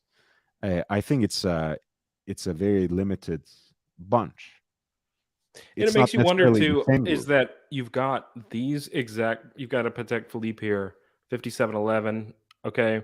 You know it's going to be probably one of the better versions of this watch in the Yeah. condition that exists. They're not going to be selling beaters here, and it's got almost like it's got to reach the level Mhm. of their standard to be almost be offered. I mean, you see some that are, that's got some age, but usually those are quite unique pieces with an extra little something on Yeah. the dial that's quite rare. It's got extended paperwork with it. This is why it is this way. I do think that you're going to get almost primo condition when you're at these, and that you have something to say to that. If you're going to be spending 270,000 on a watch, 300,000, you want to make sure you're buying something that's legitimate and And has been picked out. I have to say, one reason that between the two New York auctions that already happened between Phillips and Christie's, the reason that Phillips maybe got better traction, realized a higher total sum, and perhaps had more hype, is because it's a more diverse and expansively curated collection. It has all these independents, from De Bethune to F.B. Jean, George Daniels, Daniels. yep. It has the hyped up Patek sports models. It has a few Rolexes sprinkled in there. It has Mosers, something NBNF, that would appeal to everyone. Whereas the Christie's one was mostly Pateks, mostly complicated Pateks, and coming largely from one collection, so from the mind of more or less a single person. No one matter brand. how respectable that collector is, no matter how much one appreciates their taste, it's going to be more pigeonholed into something, whereas Phillips had something for everyone. And there's kind of a natural history of auction curation, JB. They always have, like you said, like the most pristine example of a 5711. They will have a most pristine example of a co-branded Tiffany retailed Patek sports model. They will have a very good example of two simple and two very complicated FP Jean. Zorns, yeah. So it's kind of very predictable. They will have a few vintage Rolexes, usually like at least one pristine 5513, of course aged, but aged gracefully. One, again, very well preserved 1675. They will have maybe two Paul Newmans, sometimes one steel, one precious metal. It becomes a little predictable, like a Lange here, Lange there, a world time or A World two. Timers, yep. The Versos is you'll see. Yeah, Patek Perpetual Calendar Chronos, etc. So you end up seeing the same watches over and over. But Phillips, I think, distinguishes itself by putting together a wide variety of brands, complications, and price points that brings on most eyes on their auctions. Their last round, we featured the Gerald Genta, his watch, right? The two-tone. Mm-hmm. Yes, that was his personal A series. No, not A series. I think 1975 Audemars Piguet Royal Oak 5402. It was not exactly a two-tone because it only had its octagonal bezel that was in gold, so nothing else. Not the Okay. not the crown, not the tapered center links, but just the bezel, as you can see. In a full two-tone Royal Oak, you have the crown as well as these interlinks also in the precious metal. And I think that makes such a cool look. That's it, because this is like a pièce unique, right? This is a one of a kind piece, because I don't think you have another factory made Royal Oak that is two-tone in this particular way.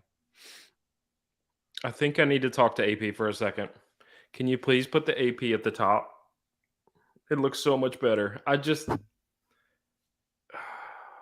This And this is an older one, right? So this is almost one of the this is the original, fewest, right? The original. This is the original reference, yeah, 5402.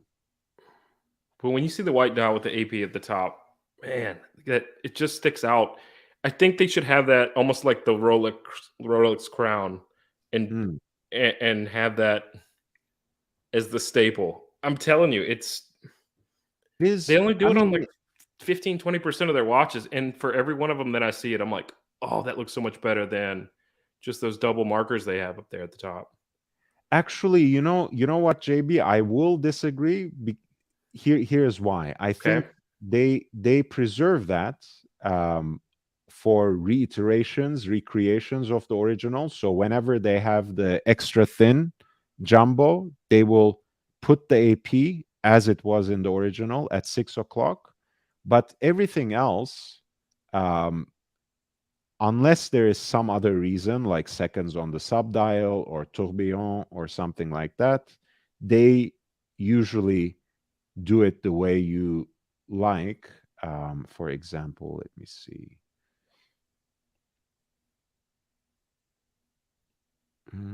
Not so easy to find, but they have several of them that are commonly on there, right? Yeah, I just want to. Several of the 50th anniversaries have it. No, actually, they just have the Audemars Piguet writing. Oh, did they? And a double index marker at 12. I was looking at one the other day. They have those. I know what you mean, but I think we're looking at something like this, for example. This is a small size. Don't mind it, but like this.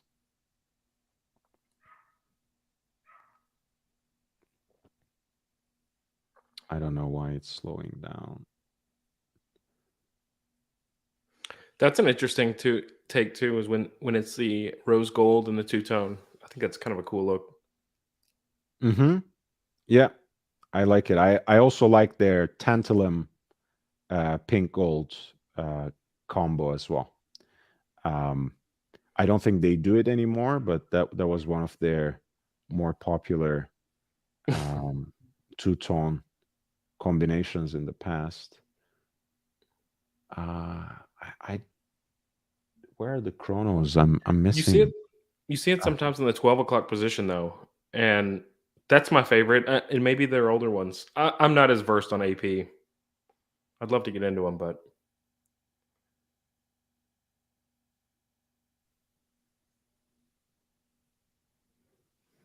yeah, I don't think it's extremely common, honestly. I know what you mean, but I don't remember. Put an AP white dial. Are we talking about a chrono or? Yeah. No chrono.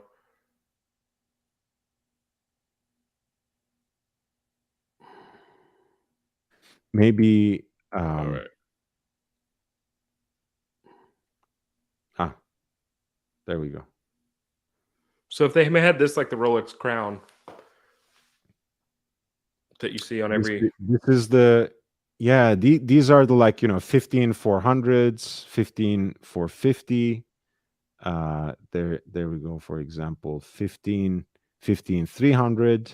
Yeah, the ones with center seconds, basically from the older generation, a lot of them had AP there. I'm wondering.